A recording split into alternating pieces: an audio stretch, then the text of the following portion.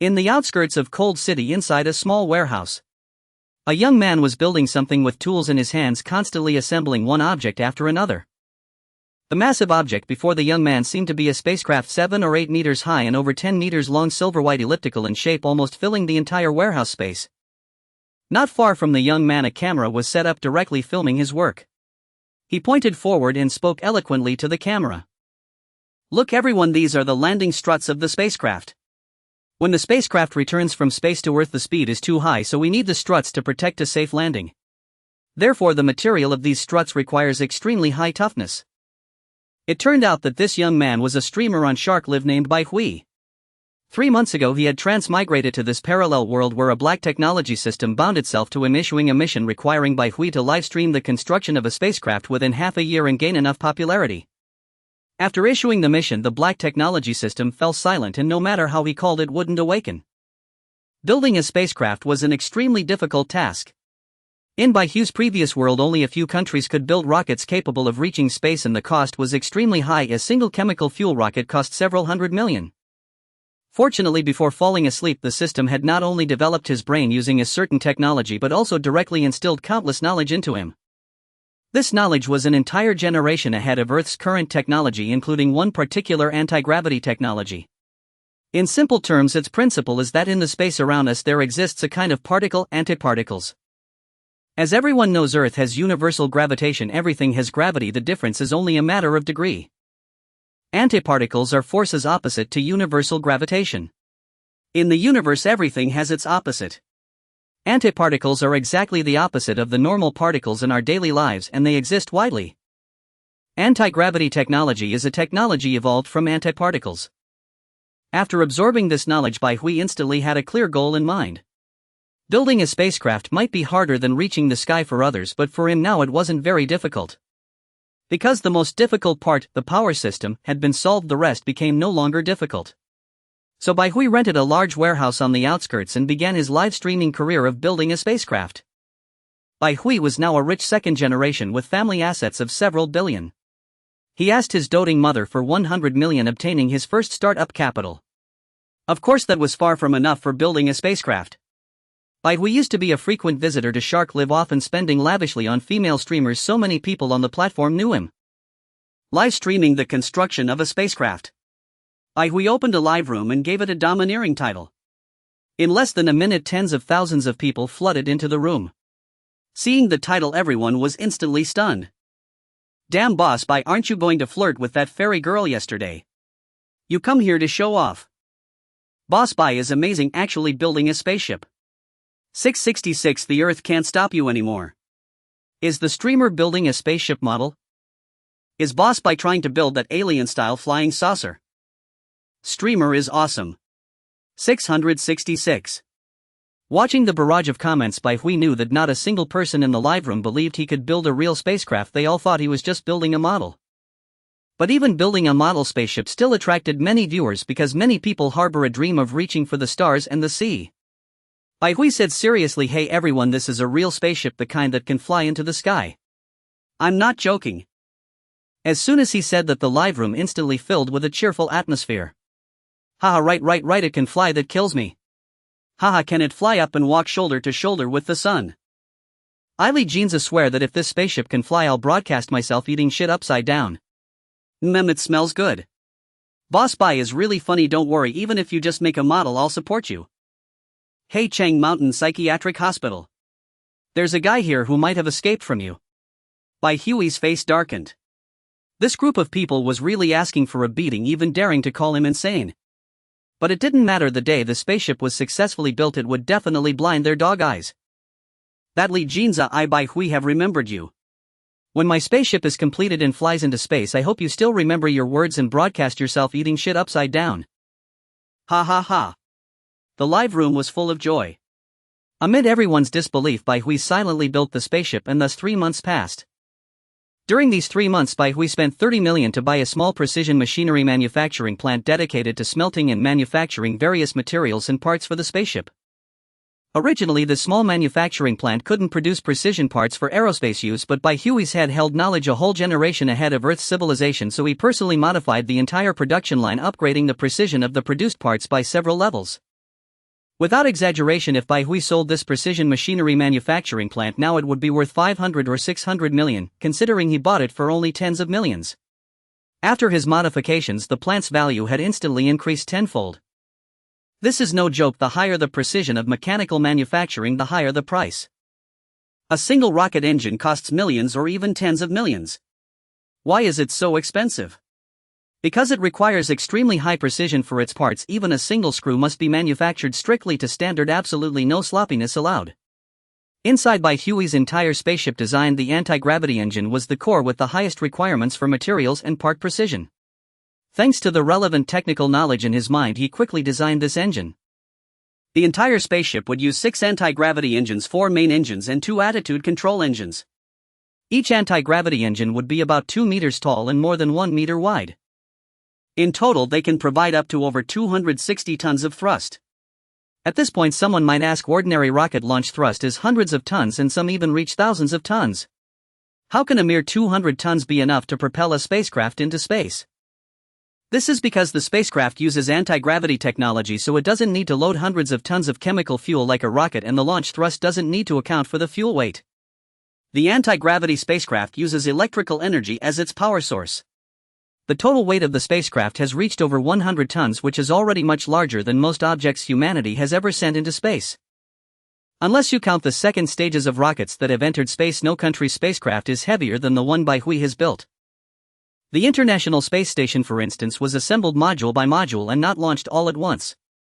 Bai Hui started construction 3 months ago, and now the spacecraft is almost complete. The entire framework is basically finished, and the propulsion system, escape system and life support system have all been installed. Currently the live stream doesn't have many viewers, only a few thousand, and not even real numbers. The actual audience might be just a few hundred. After all, building a spacecraft is a gimmick, but watching a pile of scrap metal day after day without knowing what's happening quickly loses interest, so those people drifted away. But Bai Hui doesn't care. For now, the number of viewers in the live room is irrelevant. He believes that on the day of liftoff the whole world will be shocked by him. Bai Hui glanced at the live stream and said, "Alright, the entire framework of the spacecraft is basically set up. The ship should be completed soon. I want to thank all of you brothers for your company over this period. That's all for today's live stream. You'll take a rest and start again at 8 a.m. tomorrow." After saying that, Bai Hui logged off without waiting for the live chat.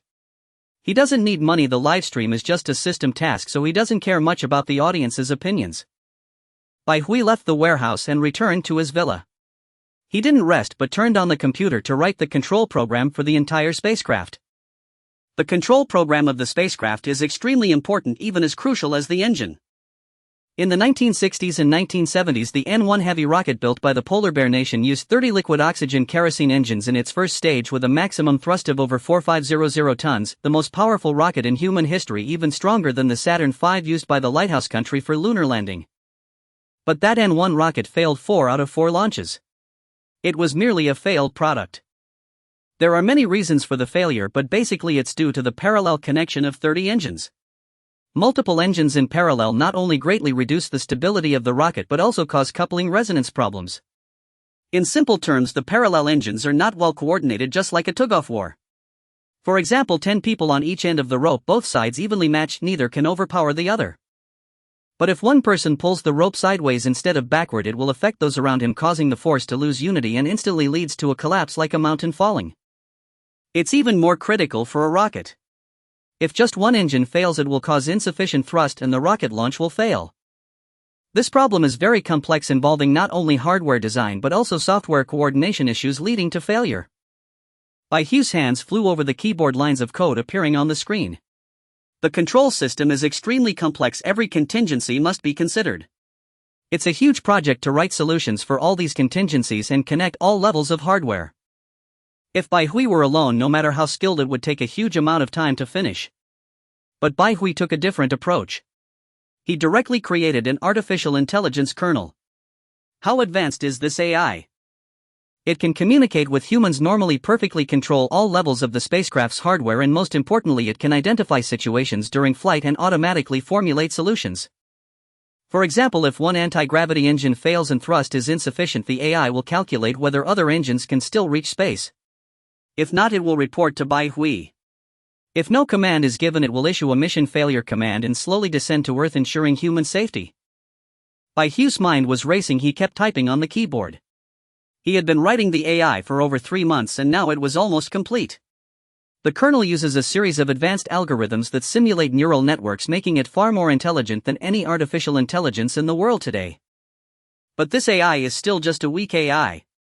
It doesn't have thinking ability, it only uses massive data and algorithm modeling to simulate the optimal solution. Bai Hui let out a long breath. 3 months of continuous work had exhausted his mind, but it had all been worth it. He pressed the Enter key. The dense code on the screen began to compile slowly. Bai Hui could only wait patiently. Half an hour later, the compilation was finally complete. With anticipation, Bai Hui pressed the Run button. Suddenly, a silver glowing brain appeared on the screen, countless neurons pulsing as if alive. Suddenly, a red warning box popped up on the computer. Ding! Detected insufficient memory and slow chip speed. Automatically downgrading system performance. The computer's fan was spinning madly, hot air gushing out of the vents. It was clear that Bai Hui's computer had reached its limit. Bai Hui's computer was custom built and cost him $1 million. Its performance was astonishing, yet it was insufficient in the face of the AI, forcing the AI to reduce performance to adapt. Finally, the program ran successfully. A black silhouette of a face appeared on the screen. After a long moment, the face spoke its first words. "Hello, my master." The voice was mechanical and slow, like an old man in his twilight years. Bai Hui's face darkened. What had he created? A total artificial idiot. He sulked for a moment, then said, "Since you're so black, I'll call you Xiao He." Then came the sound of the fan spinning wildly again. After a long while, a voice came out, "Okay, Xiao He, thanks master for naming me." It was clear that Xiao He needed massive computation just to understand Bai Hui's words, which caused the slow speech. Of course, although Xiao He seemed a bit stupid, it was far smarter than any Siri on the market. Apple's Siri can only communicate using a massive database. It doesn't understand the meaning of speech and it fails with slightly complex sentences. Little Black, however, was different. It could accurately analyze the meaning in human speech and fabricate responses accordingly, a difference as vast as a chasm. But Bai Hui had no desire to continue conversing with Little Black. It was far too exhausting, much like talking to a fool. After a moment of thought, he instructed Little Black, "Stay here for now. In a few days, once I've installed the spaceship's main control computer, I'll have you move." Then came the whirring sound of a fan spinning rapidly, and Bai Hui's forehead beaded with sweat. He quickly said, all right, stop thinking and enter silent mode." No sooner had he spoken than Little Black ceased its activity and the computer fan gradually returned to normal. The fan had been spinning so fast that Bai Hui feared Little Black might blow up his computer. Yet with the spaceship's control program complete, the rest became much simpler. Like a car, once the core power system was solved, other trivial details could simply be added. These modules didn't require Bai Hui to craft them himself. Similar products were available on the market, so he only needed to contact the appropriate manufacturers and purchase them. In outer space, besides the absence of air, it was filled with various cosmic rays, X-rays, gamma rays, and so on. These could cause devastating damage to the human body and electronic devices. Fortunately, decades of aerospace development had produced all the necessary equipment. As long as one was willing to spend enough, these issues were manageable. Another month passed. Through Bai Hui's unremitting efforts, the spaceship was finally completed, complete with all functional modules. A silver-white sci-fi elliptical spacecraft appeared before the eyes of the livestream audience. The livestream room was flooded with 666 and the viewership had reached 300,000. At this moment, even a model spaceship could captivate countless eyes. Building such a large spaceship model would cost at least tens of millions, and the livestream viewers couldn't help but marvel at how wealthy Boss Bai truly was. A cascade of messages like "Boss Bai is awesome" flooded the entire livestream screen. Wiping the sweat from his brow, Bai Hui said, "Brothers, I've successfully built the spaceship. In 3 days right here I'll livestream its launch." 666. Isn't this just a model? Can it actually take off? Is the streamer crazy? A model spaceship that can fly. Why not say you're an alien? Haha, this streamer has successfully amused me. Hello, is this Qingshan Hospital? There's a M.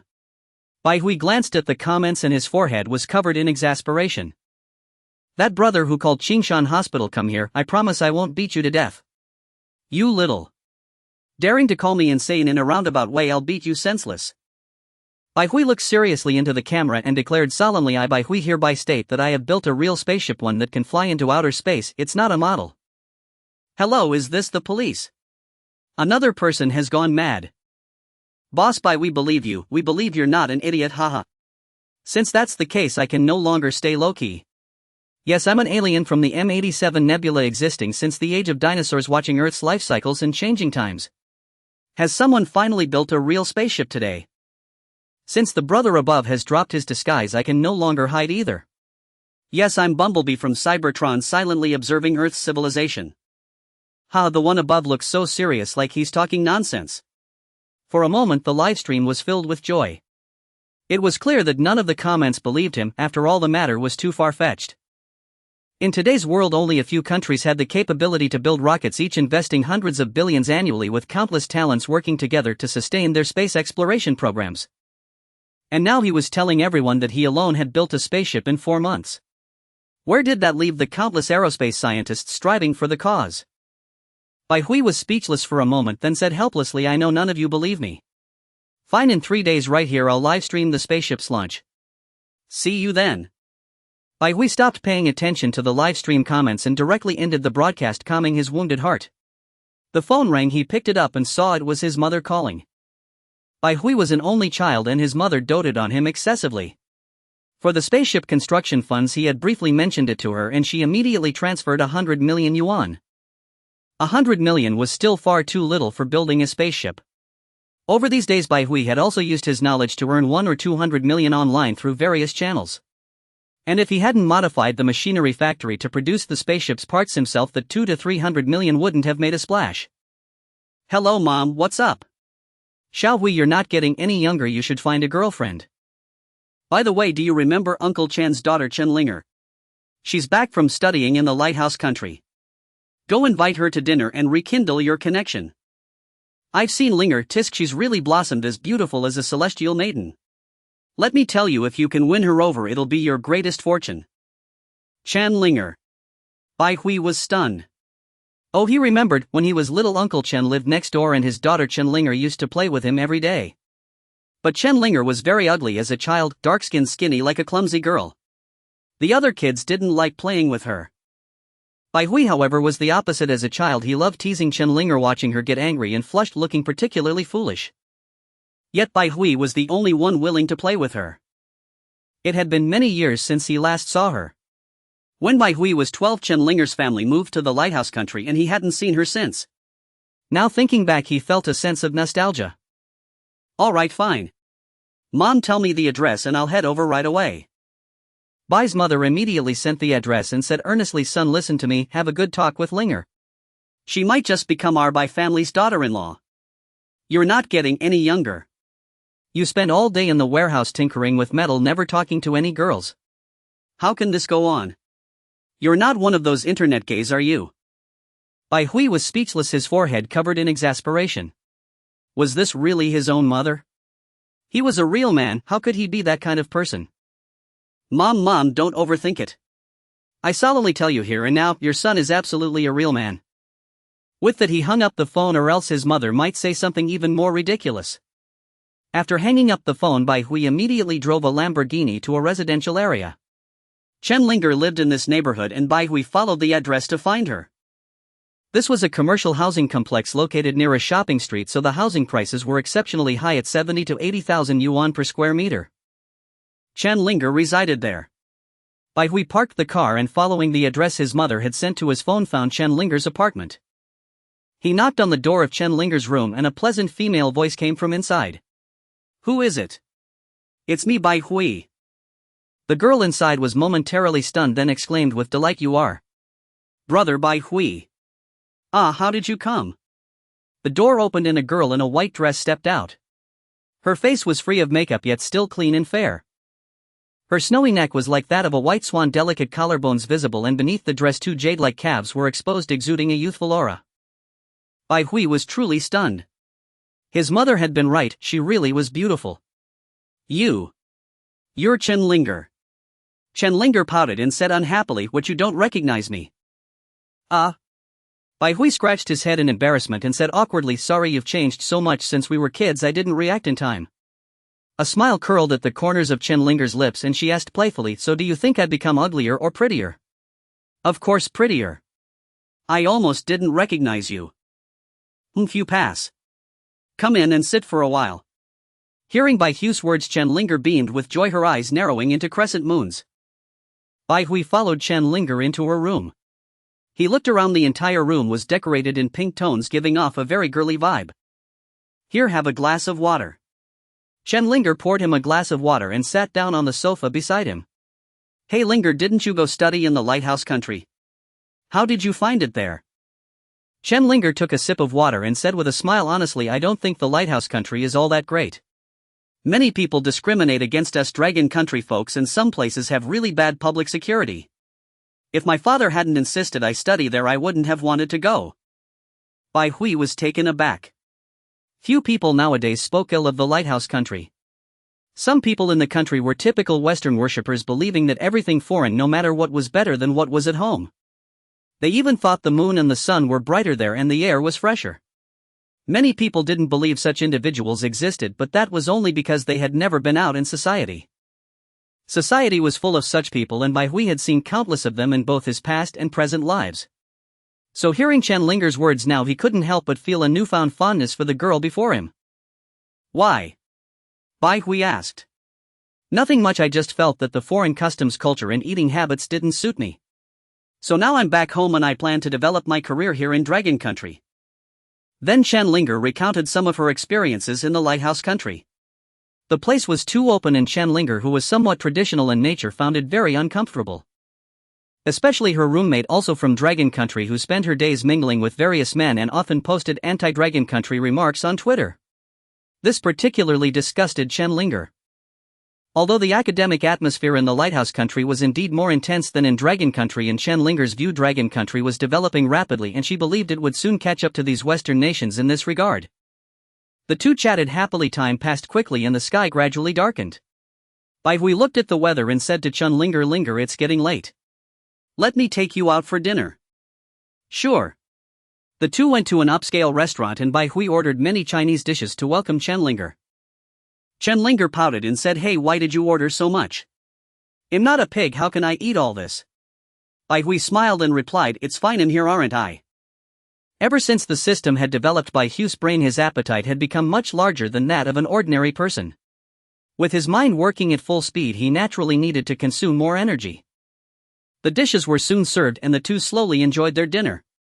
They chatted and laughed, with Bai Hui occasionally teasing Chen Linger about some embarrassing childhood stories. When certain awkward topics came up, Chen Linger would blush with mock anger and punch Bai Hui on the chest. Unexpectedly, her foot slipped and she fell directly toward Bai Hui. His chair tipped over and he landed hard on the floor. Chen Linger was lying on top of him and the atmosphere suddenly became awkward. She quickly stood up, her face flushing, and whispered, "Sorry, I didn't mean to." It's fine." Bai Hui stood up and rubbed his chest. He had nearly broken his back. Chen Linger, still blushing, ate her meal in silence. After this incident, a subtle, ambiguous atmosphere arose between them. When they were almost finished eating, Chen Linger suddenly remembered something and asked Bai Hui, "Hey brother Bai Hui, I haven't asked you what you're up to these days." Bai Hui smiled mysteriously and said, "Well, let me keep that a secret for now. In 3 days I'll take you somewhere that will surely blow your mind." Chen Linger frowned and snorted, "Humph, keep it to yourself then. I don't want to hear it." Bai Hui just smiled and said nothing. After dinner they agreed to meet again in 3 days. He personally escorted Chen Linger home without making any other advances. After all, it was their first meeting today and too much would be counterproductive. However, Bai Hui didn't notice that when he offered to take Chen Linger home, a flicker of disappointment passed through the depths of her eyes. Bai Hui left Chen Linger's place but didn't return directly to the villa. Instead, he went to the warehouse. Since he had already made the promise that the spaceship would take off in 3 days, Bai Hui had to take it seriously. He needed to urgently test the spacecraft's stability and safety over these 3 days. A silver-white spaceship exuding a sci-fi aura appeared before Bai Hui. His heart swelled with a sense of pride. Such a massive spaceship, and he had built it all by himself. It was unimaginable what kind of impact it would have on the world when it successfully soared into the sky in 3 days. It would undoubtedly shock the entire world. Bai Hui raised his hand and said to a silver-white bracelet on his arm, "Xiao He, open the spaceship." Instantly the silver-white spacecraft before Bai Hui lit up, and with a series of sounds a gangway descended from the top of the ship. He boarded the vessel and entered a sci-fi hall. This was a rather vast space, about 100 square meters in size. At the very front was a massive screen like those seen in science fiction films, capable of projecting the surrounding views of the spaceship in all directions. Below the screen were various control buttons intended for astronauts to pilot the spacecraft's flight. The entire spaceship consisted of 5 modules: the cockpit, the power module, the escape module, the gravity module, and the life support module. The cockpit, where Bai Hui currently stood, primarily controlled the ship's various systems. The power module housed the anti-gravity engine and the energy source. Notably, the entire spacecraft was powered by electricity, requiring immense energy. If ordinary lithium batteries were used, a vast array of battery packs would be necessary to operate, and their sheer weight would significantly impair the ship's performance. To solve this problem, Bai Hui drew from his vast mental repository of knowledge and produced a new type of battery, the lithium-air battery. This battery used lithium as the anode and oxygen from the air as the cathode reactant. Its energy density was 10 times higher than that of ordinary lithium-ion batteries, and due to reduced heavy metal usage its weight was significantly lower, making it ideal as the spacecraft's power source. This type of battery had long been proposed internationally, but due to technical difficulties, lithium-air batteries suffer from many side reactions that are hard to control, confining them to the laboratory. However, the solution Bai Hui presented perfectly resolved these issues, achieving over 1,000 charge-discharge cycles. After finalizing the plan, Bai Hui immediately acquired a small battery factory for about 20 million, then spent several days modifying the production line. The factory originally produced lithium-ion batteries, and some production steps for lithium-air batteries were similar, greatly reducing the modification workload.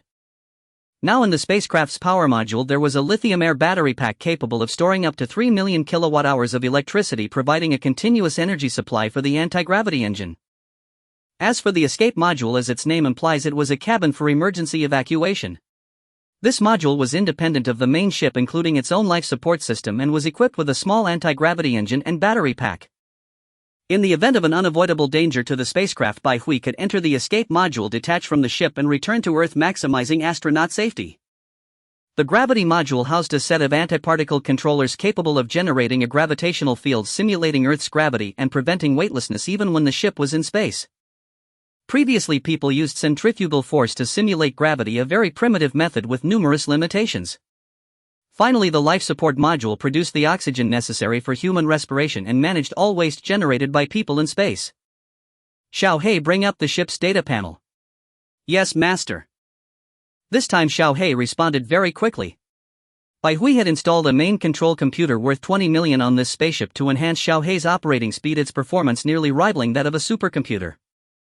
On the large screen before Bai Hui, a series of spacecraft parameters were displayed. Ship name: unnamed. Ship weight 156. 78 tons. Ship length 22. 5 meters. Ship height 8 meters. Maximum speed 11.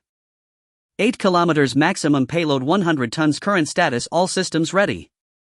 It was evident that this spacecraft's performance far exceeded that of any current rocket. Its payload capacity of 100 tons alone was enough to dominate the world. This was the payload excluding the ship's own weight, meaning the vessel could transport 100 tons of cargo into space. The Apollo spacecraft that the Lighthouse Nation used for lunar landings weighed only 50 tons, so Bai Hui's spaceship could carry the equivalent of 2 Apollo spacecraft. Bai Hui pondered for a moment, then said in a deep voice, "Xiao He, begin the spacecraft test." Test mode initiated. With a hum, the entire spacecraft shuddered. Amidst a series of roars, the massive vessel slowly lifted off the ground, hovering steadily 1 meter above the surface. If this scene were leaked, it would undoubtedly top the trending charts. Inside the spaceship, Bai Hui felt minimal vibration. He gazed at the vessel he had personally built, his heart swelling with pride. Simultaneously, the life support module and the gravity module entered test mode, checking the functionality of each subsystem. Bai Hui felt the effects most acutely inside the ship. Due to the gravity module test, the internal gravity fluctuated, sometimes strong, sometimes weak, making him extremely uncomfortable and on the verge of vomiting. At the same time, the spacecraft sealed off the outside air and relied on the life support module for air supply. The airflow within the ship circulated continuously, constantly producing oxygen and so on. After continuous testing, all the spacecraft's subsystems performed flawlessly, everything proceeding exactly as Bai Hui had envisioned. Bai Hui was not surprised. Although he had independently designed this spacecraft, he had also drawn on mature schemes from other civilizations in his mind, so there were no technical issues. Of course, the stable operation of this spacecraft owed much to Xiao Hei's efforts. As an artificial intelligence and the main control brain of the entire spaceship, it could perfectly coordinate and utilize all the ship's functions, achieving optimal performance. If ordinary control programs were used, the spacecraft's operation would be somewhat rigid. If no problems arose, it would be fine, but any malfunction could lead to severe consequences. The test lasted a full day and the final results left Bai Hui very satisfied. Now everything was set for the live broadcast the day after tomorrow. Today was a big day for Bai Hui, for his spaceship was to be launched. Early in the morning he drove to Chen Linger's residence. The two had agreed that Bai Hui would take her to witness the entire launch process. Of course, Chen Linger knew nothing about this. "Brother Bai Hui, where are you taking me?" Watching the Lamborghini drive into an increasingly remote suburb, Chen Linger grew more and more curious. What did Brother Bai Hui want to do in such a secluded place? Chen Linger fell into thought and gradually her face flushed deeper. Bai Hui had no idea what she was thinking. He drove while replying with a smile, "You'll find out soon enough." Finally, the Lamborghini came to a stop outside a large warehouse in the outskirts. Chen Linger gazed at the vast warehouse before her heart growing increasingly shy, her cheeks flushing red like an apple. She clenched her teeth, thinking to herself, could Bai Hui be planning to take me inside? But I've never experienced such a thing before. How utterly embarrassing. Yet as it turned out, she had been overthinking. Bai Hui walked to the warehouse door, pressed a button on his armband and pushed it open. What came into view was a shimmering silver-white light. As the light from outside flooded the entire warehouse, Chen Linger quickly took in the full scene. Her lips formed a perfect O of astonishment, her eyes brimming with disbelief as she stared blankly at what lay before her. It was a colossal spaceship, its majesty only truly felt when standing before it. The entire silver-white metallic hull exuding a sense of solidity and the elliptical shape that matched her imagination perfectly, all of it stunned Chen Linger's senses. Seeing Chen Linger's reaction, Bai Hui felt a swell of pride. She was the first person to look so utterly astonished before his spaceship. This filled Bai Hui with a sense of accomplishment. He said confidently, "Linger, what do you think of this spaceship I built?" "This? You built this?" In that moment, countless thoughts raced through Chen Linger's mind. She wondered if the spaceship was extraterrestrial and how Bai Hui had obtained something that could shake the world. Could he be an alien acting as a traitor on Earth? But when Bai Hui claimed it was his creation, a sudden clarity dawned on Chen Linger. She blinked, a bright light shining in her eyes, and let out a sigh of relief, laughing. "Bai Hui, the spaceship model you built is really impressive. You nearly scared me." "Ha!" Bai Hui's expression froze. Where did that look of shock go? How did your face change so quickly? Bai Hui silently stared at Chen Linger for a long while until her cheeks flushed again and she stammered, Bai Hui, what are you looking at?" "Ah, forget it, I won't argue with a young girl. You'll find out soon enough anyway." Bai Hui chose his words carefully and said to Chen Linger, "I'm telling you now, this is a real spaceship. You'll see the details when it takes off. For now, help me start the live stream." Without giving Chen Linger a chance to respond, Bai Hui pulled her closer to the spaceship, pulled out an expensive camera and asked her to film. Chen Linger, still dazed, turned on the camera. Meanwhile, Bai Hui opened a nearby computer, connected it to the camera and started the live stream. Livestream: A Spaceship Flying into Space. The title was plain yet shocking enough to grab attention. As soon as the livestream started, a flood of viewers poured in, all staring at the silver-white spaceship and spamming 666 in the chat. More and more people flocked to the livestream, familiar with this rich second-generation streamer on Shark Live. Today they were mostly curious to see how Bai Hui would spin his tall tail. "Boss Bai, hurry up and get that spaceship off the ground. We can't wait any longer, huh?" Clearly this was just mockery from the viewers. Waiting for the spaceship to take flight. Such a huge model spaceship, the streamer is really loaded. TCH, these streamers nowadays always use such gimmicks to attract viewers. Can't Shark Live do something about it? In the livestream room, some praised, some mocked, and others were just there for the spectacle, a true microcosm of society. Bai Hui paid them no mind, facing the camera and speaking eloquently to the audience. "Everyone, today is a big day for me and a big day for humanity. Next, I will proudly introduce this spaceship to you all. To prevent anyone from claiming I'm just bragging, I've decided to fly into space first and give you the explanation up there.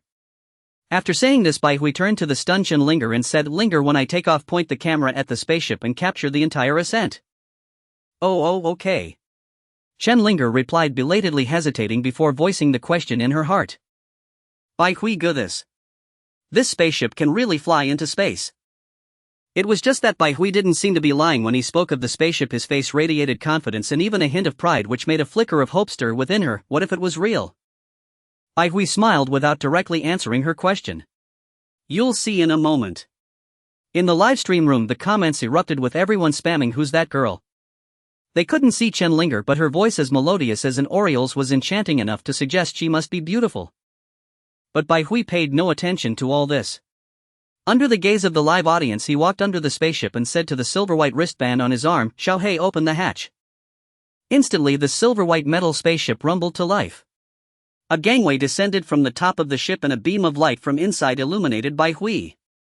666. What's this? That's pretty cool. Who's Xiaohei?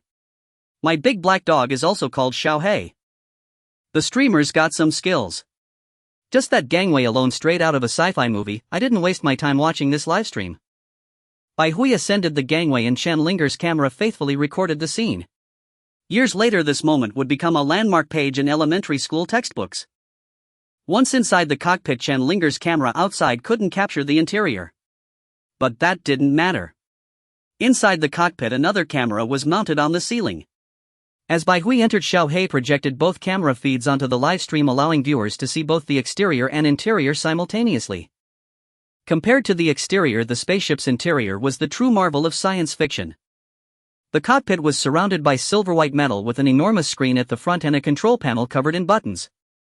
No one but Bai Hui knew their functions. This image appeared before the live stream audience and the popularity exploded. 500,000. 1 million. 2 million. Until it reached 5 million. Finally, the pace slowed, but that wasn't all. In the livestream room, gifts poured in like crazy as if they cost nothing. Boss Bai's little fan gifted 100 super rockets. Flowing Cloud and Fleeting Water gifted 88 super rockets. Boss Bai's sweetheart gifted 1,000 super rockets. Shark World's 10,000 lives gifted 100 super rockets. Various gift effects froze the live stream room, making it impossible to see the barrage of comments. Meanwhile, at Shark headquarters, Bai Hui's live stream room caught the attention of a moderator. The moderator, noticing the unusual surge in viewership, clicked in and was instantly stunned by the scene. After a long moment, the moderator came to his senses. He recognized Boss Bai, who had been a top spender for several popular female streamers months ago but had recently stopped visiting them, rumored to be building a spaceship. The moderator muttered to himself, "I didn't expect Boss Bai to finish his spaceship model so quickly. The visuals are incredible, truly impressive for a tycoon. But the viewership is skyrocketing. I need to contact the supervisor to allocate more servers." With that thought, the moderator immediately reported the matter to his supervisor. The supervisor, without a second thought, instructed the technical department to add servers to accommodate the influx of traffic. Bai Hui was unaware of all this, and even if he knew, he wouldn't care. For him, the priority was to ensure the spaceship launched as planned. "Xiaohei, start checking the system modules for any anomalies." "Yes." A series of electronic tones sounded as the spaceship began its diagnostics. After all, this was a spacecraft destined for the cosmos, no room for error. The large screen in front of Bai Hui lit up, displaying data that rapidly fluctuated. After a while, the screen stopped changing, showing a list of all the spaceship's modules. Behind each option was a green marker reading normal. A quick glance revealed no anomalies, every system was functioning properly. The spaceship was ready for launch. Haha, the streamer is putting on quite a show. Do you really think we'll believe this? Honestly, this spaceship model is a masterpiece of showing off. If I didn't know it was made by the streamer, I'd think aliens had invaded. Boss Bai offered 200 million for this model. Would you consider selling? The audience was startled by this comment. The ID behind it was "I am Zhao Zitsong," a name familiar to anyone who frequently watched live streams.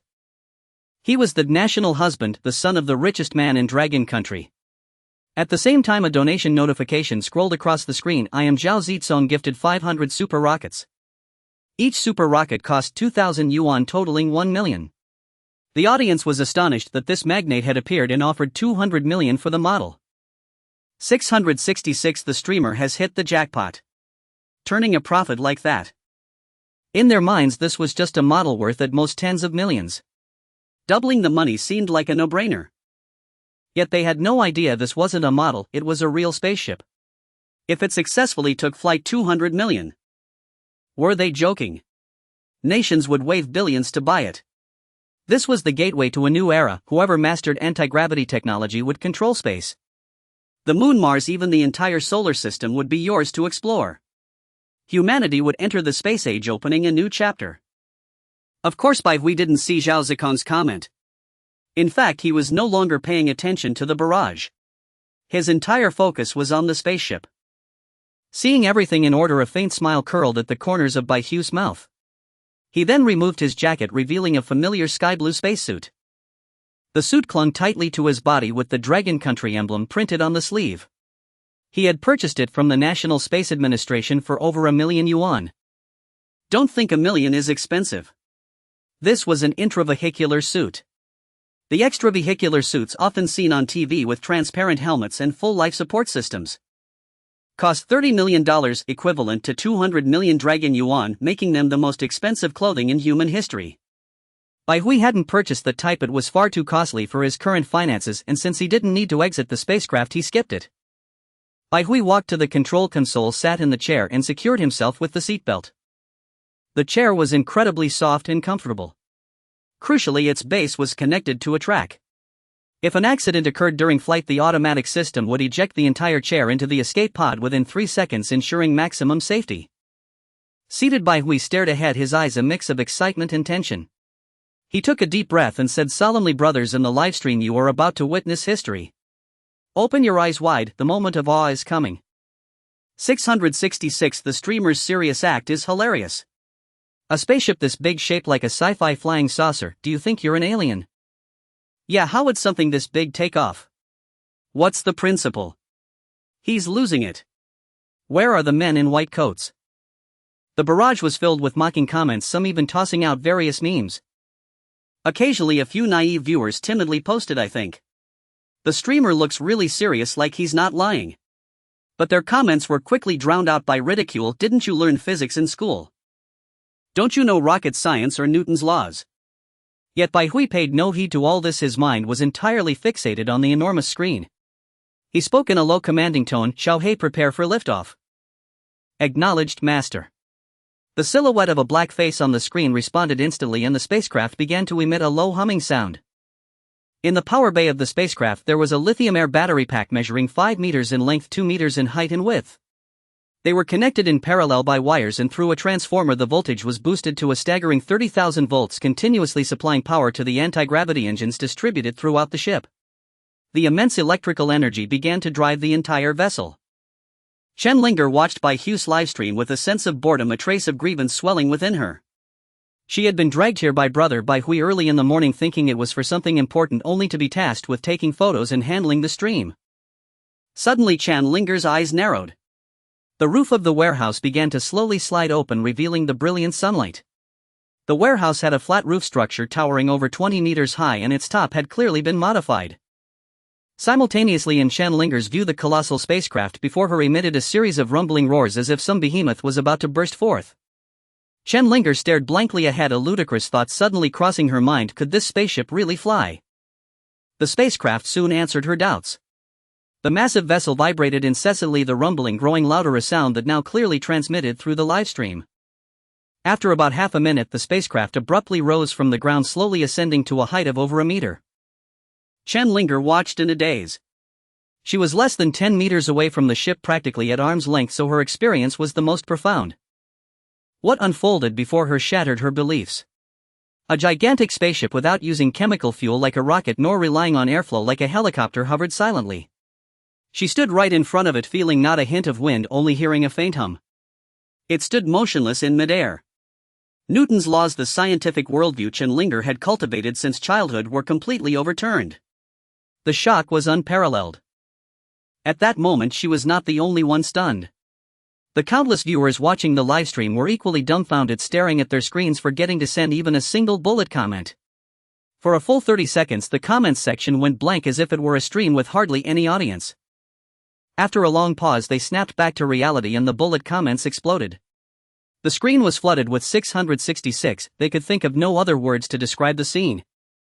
It happened right before their eyes. What you think it's special effects? Please, everyone isn't a fool, this was a live broadcast and could never be fake. Scenes from science fiction movies materialized before them. Even Zhao Zitsong, the son of the richest man in the livestream, could only gasp and type 2 words: epic. A torrent of gifts poured into the stream without restraint. I am Zhao Zitsong donated 2,000 super rockets. Bai Zong's little fan donated 500 super rockets. Flowing Cloud Passing Water donated 200 super rockets.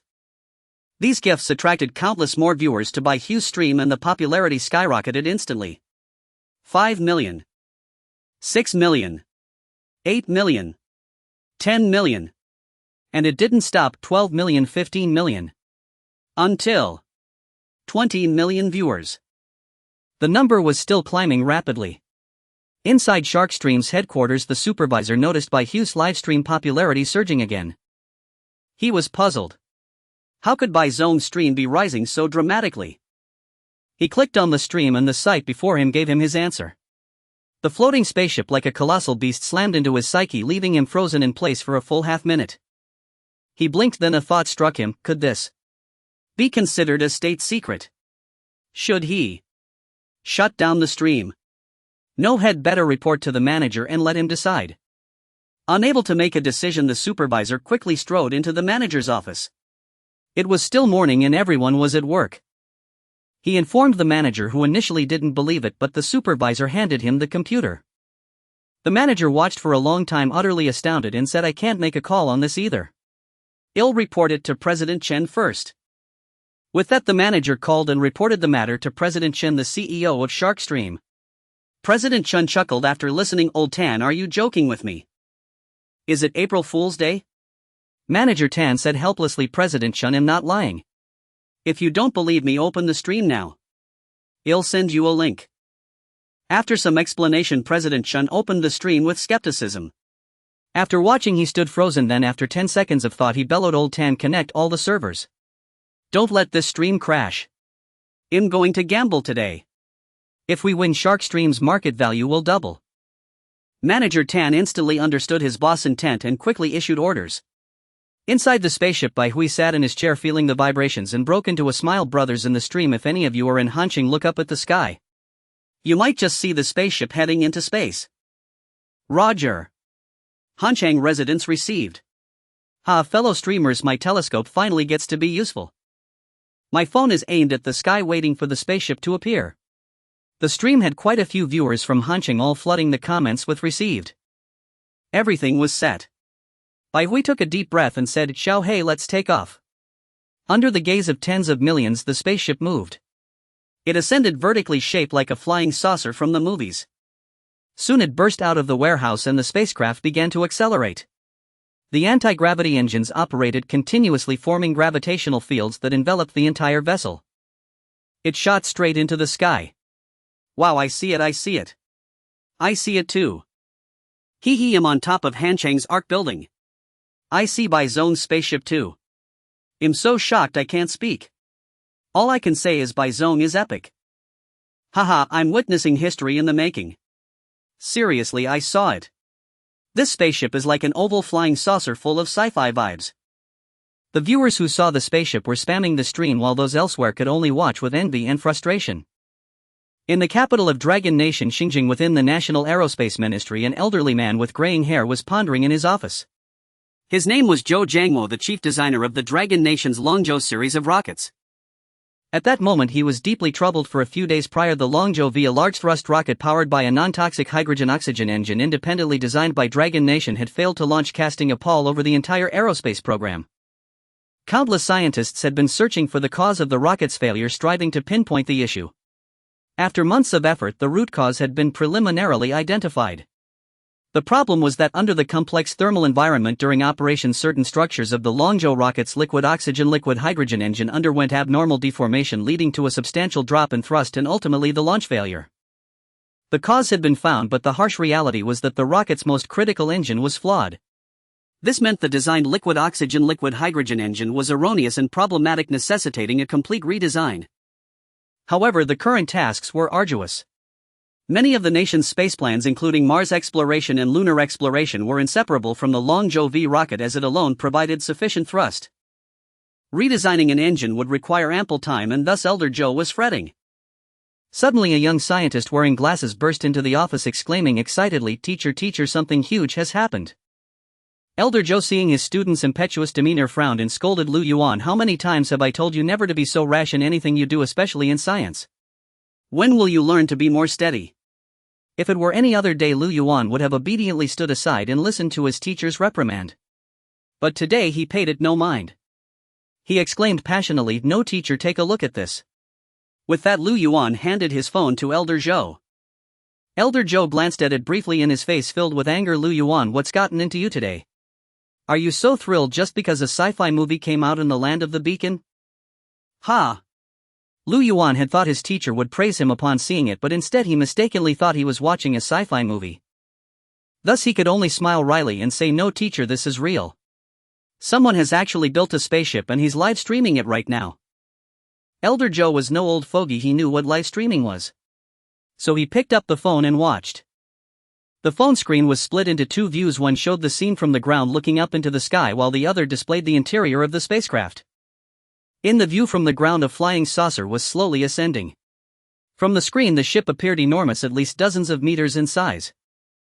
To Elder Joe's discerning eye, this was a live broadcast, and it was absolutely not special effects, for no special effect could achieve such realism. Then there was only one possibility. At that thought, Elder Joe's body trembled and his eyes revealed an expression of disbelief. Quick, gather everyone for a meeting," Elder Joe said excitedly, and Lu Yuan responded by dashing out to notify everyone. Meanwhile, at the military command center in Hancheng, a soldier monitoring the air defense radar spotted an unidentified flying object appearing over Hancheng. This was a major event. An unknown flying object had appeared above the nation's city, and it was enormous, larger than a fighter jet. At this thought, he immediately contacted the highest-ranking commander of the military region. Upon hearing this, the commander was alarmed. The enemy had inexplicably appeared over their city, and they were only now discovering it. If the enemy was armed, the entire city of Hancheng would be in danger. Thus he directly ordered the military region to enter a state of first-level combat readiness and rush to the command center. He stared at the unidentified aircraft displayed on the radar. The aircraft was saucer-shaped, flying rapidly into the sky and seemingly accelerating. At this point, all the commanders of the military region had gathered in the command center. Looking at the radar screen, one commander murmured, "I feel like this thing looks like an alien flying saucer." The others nodded silently. They had already noticed, but simply couldn't bring themselves to believe it. A thought emerged in everyone's mind: were aliens invading Earth? Suddenly a voice broke the silence. A soldier shouted, "Commander, a call from Shangjing." The highest-ranking commander of the military region tensed, hurried over to answer the phone. Moments later, he hung up, a relieved smile spreading across his face. He said, "Everyone stop guessing. Now open the Shark Live app and you'll understand." Ha! The crowd was puzzled. What the hell was Shark Live? Stop wasting time, just do as I say. The commander rolled his eyes but offered no explanation, as he too found the whole thing somewhat fantastical. Soon the command center's large screen displayed the Shark Live interface, where the top recommendation prominently featured Bai Hui's Livestream. The commander ordered the stream to be opened, and what appeared before everyone's eyes was a striking title: "Live Building a Spaceship Launching Today." Simultaneously, a flying saucer appeared on the screen. Everyone stared blankly at the scene. After a long while, someone murmured in disbelief, "Is this special effects?" Whether it was or not, everyone had their own conclusion.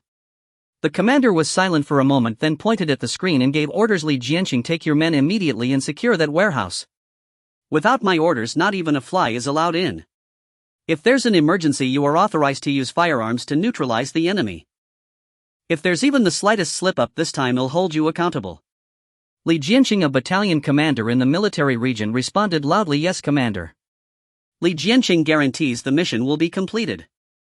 With that, he dashed out, leading a battalion like a whirlwind to the warehouse.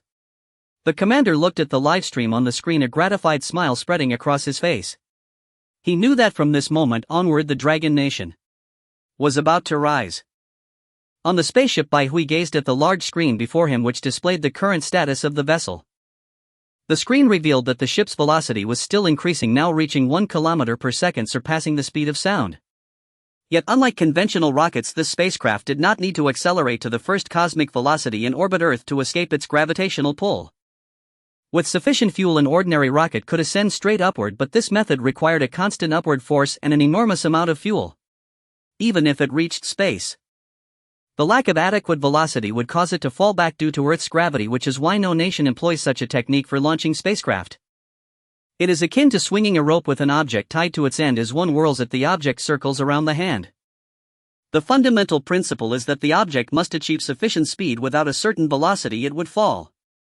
Typically, nations accelerate rockets to the first cosmic velocity, allowing them to orbit Earth, thereby overcoming gravity and entering space.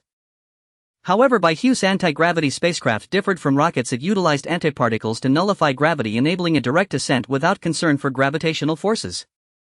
For this vessel, orbiting Earth was the most fuel-intensive trajectory, whereas a straight ascent conserved energy. Eventually, the ship's speed stabilized at 3.6 kilometers. Any faster would exert pressure on the human body, making this velocity nearly ideal for the occupants. At this moment, viewers in Hanchang could no longer spot the spacecraft with the naked eye. Thick clouds obscured its trail. The live stream switched to interior shots and Chan Linger's footage vanished. Yet the awe in their hearts persisted. Countless people summoned friends, spreading word of the short-lived spacecraft broadcast, causing the viewer count to surge to over 38 million, an astonishing figure. Though not all 38 million were actual viewers, millions were watching. On Weibo, Shark Live spacecraft launch quickly topped the trending list. Meanwhile, in a location in Shengjing of the Dragon Kingdom, Zhou Jiangwo, the chief designer of the manned space program, sat with numerous aerospace experts in the remote control hall. The large screen displayed satellite remote sensing signals. The signals indicated that Bai Hui's spacecraft had reached an altitude of 20,000 meters above Earth and was still climbing. The geosynchronous orbit lay at 36,000 kilometers, and Bai Hui was not far from it. Though the distance seemed vast for a spacecraft, it was trivial. Interstellar voyages spanning light years were the truly daunting distances. Zhou Jiangwo sat at the forefront of the hall with his student Lu Yuan beside him as an assistant. Watching the glowing dot on the screen, the old man could not hold back tears. He had witnessed the launch of a true spacecraft, a genuine starting point for humanity's journey into space. Countless aerospace engineers harbored dreams of the brilliant and mysterious stars, striving tirelessly for that vision. Now they saw hope right before their eyes. Zhou wiped the tears from his eyes, quietly gazing at the screen. This was a spacecraft built by the people of the Dragon Kingdom. No matter who he was, as long as he was from the Dragon Kingdom, that was enough. In centuries of modern history, the people of the Dragon Kingdom had not been respected worldwide. Instead, they faced constant discrimination. Why? Because the Dragon Kingdom lagged behind Western nations, and backwardness invited aggression. Yet now the Dragon Kingdom had built a spacecraft proving the excellence of its people. On the large screen, Bai Hui's spacecraft continued its ascent, now at an altitude of 3,000 kilometers. Only 6,000 kilometers remained to reach geosynchronous orbit, a distance the ship would cover in mere minutes. On the left side of the screen, Bai Hui's Shark Live broadcast played. He sat quietly in his seat while data streamed across the front monitor, incomprehensible to laypeople. But Zhou Jiangwo's eyes sharpened. He swiftly ordered, record all the information displayed on the screen and analyze it. Yes, sir. Data analysis was routine. Rocket launches, satellite tests, all required extensive examination. From the spacecraft's screen data, they could glean insights into its technology and performance, offering a preliminary understanding of the vessel. Bai Hui turned his head to look out the porthole, seeing the azure Earth. His spacecraft felt like a tiny boat on an immense ocean, evoking a sense of insignificance. Beyond the blue planet stretched the pitch-black cosmos, dotted with countless brilliant stars. This vast and mysterious starry sky had captivated generations, intoxicating all who beheld it. After over 10 minutes of flight, Bai Hui's spacecraft came to a steady halt in geosynchronous orbit. Simultaneously, it began accelerating along the orbit. In the vacuum of space, without air resistance, accelerating an object was effortless. In moments, the ship reached the first cosmic velocity, firmly positioned in geosynchronous orbit, moving in sync with Earth. This marked the successful launch of Bai Hui's spacecraft. A surge of excitement and exhilaration welled up within Bai Hui. He had actually built a spaceship and successfully flown it into space. It all felt like a dream. He announced, his voice trembling, "My fellow viewers in the livestream, I declare that the spacecraft has successfully reached space. I am now stationed in geosynchronous orbit. At these words, everyone in the live stream erupted in cheers. 666. Greetings from all the people of Hanchang. I'm a graduate student at Tianmen University of Science and Technology. I told my advisor and he thought I was crazy until I showed him the stream. Now he's watching on his knees. Incredible. I never thought I'd see a real spaceship in my lifetime. Perhaps one day we can ride a spaceship into the stars. What a mesmerizing prospect. In Xinjiang, the capital of Dragon Nation, within the telemetry hall of the National Aerospace Ministry, all the aerospace personnel erupted in cheers. This was a moment that belonged to them, the people of Dragon Nation. Elder Zhou's eyes glistened with tears as he recalled the bygone years, a time when countless scientists silently devoted themselves to building Dragon Nation. Most of them remained unknown and unsung even unto their deaths. Yet it was precisely because of them that Dragon Nation could thrive to this day. They were the true backbone of Dragon Nation. Old comrades, this prosperous age is as you wished. Elder Zhou gazed into the distance, wiping the tears from the corners of his eyes, and murmured to himself. The viewers in the live stream room were extremely excited. Bai Hui's spacecraft had successfully entered a synchronous orbit, filling them as descendants of Dragon Nation with pride. Bai Hui unfastened his seatbelt, a smile on his face. With a slight thought, he commanded, "Xiao He, deactivate the simulated gravity." Affirmative. Xiao Hei's emotionless voice responded. At the same time, several anti-gravity engines in the spacecraft's gravity chamber ceased operation. Instantly, Bai Hui felt his body become lighter. With a slight push from his feet, his entire body floated up directly. Having undergone no rigorous training, Bai Hui panicked the moment he floated into midair, sending his body careening wildly around the control cabin. Bang! Bai Hui's head slammed directly into the ceiling above. The impact was anything but light, causing his head to ring loudly. It took him a long moment to come to his senses. This sight sent the livestream audience into fits of laughter. Shocking! A shark platform streamer livestreams hitting the ceiling. Haha, you look so foolish, streamer. Haha, it's hard for someone untrained in weightlessness to control their floating direction. Though Bai Hui was quite dazed, he also gained more trust from the audience. Many had just entered the livestream brought in by friends and were initially skeptical about the spacecraft.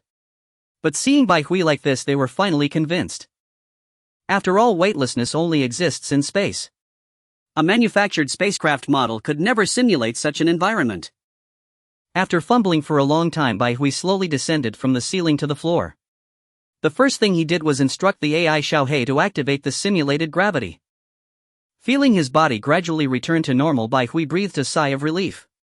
The sensation of weightlessness was truly unbearable.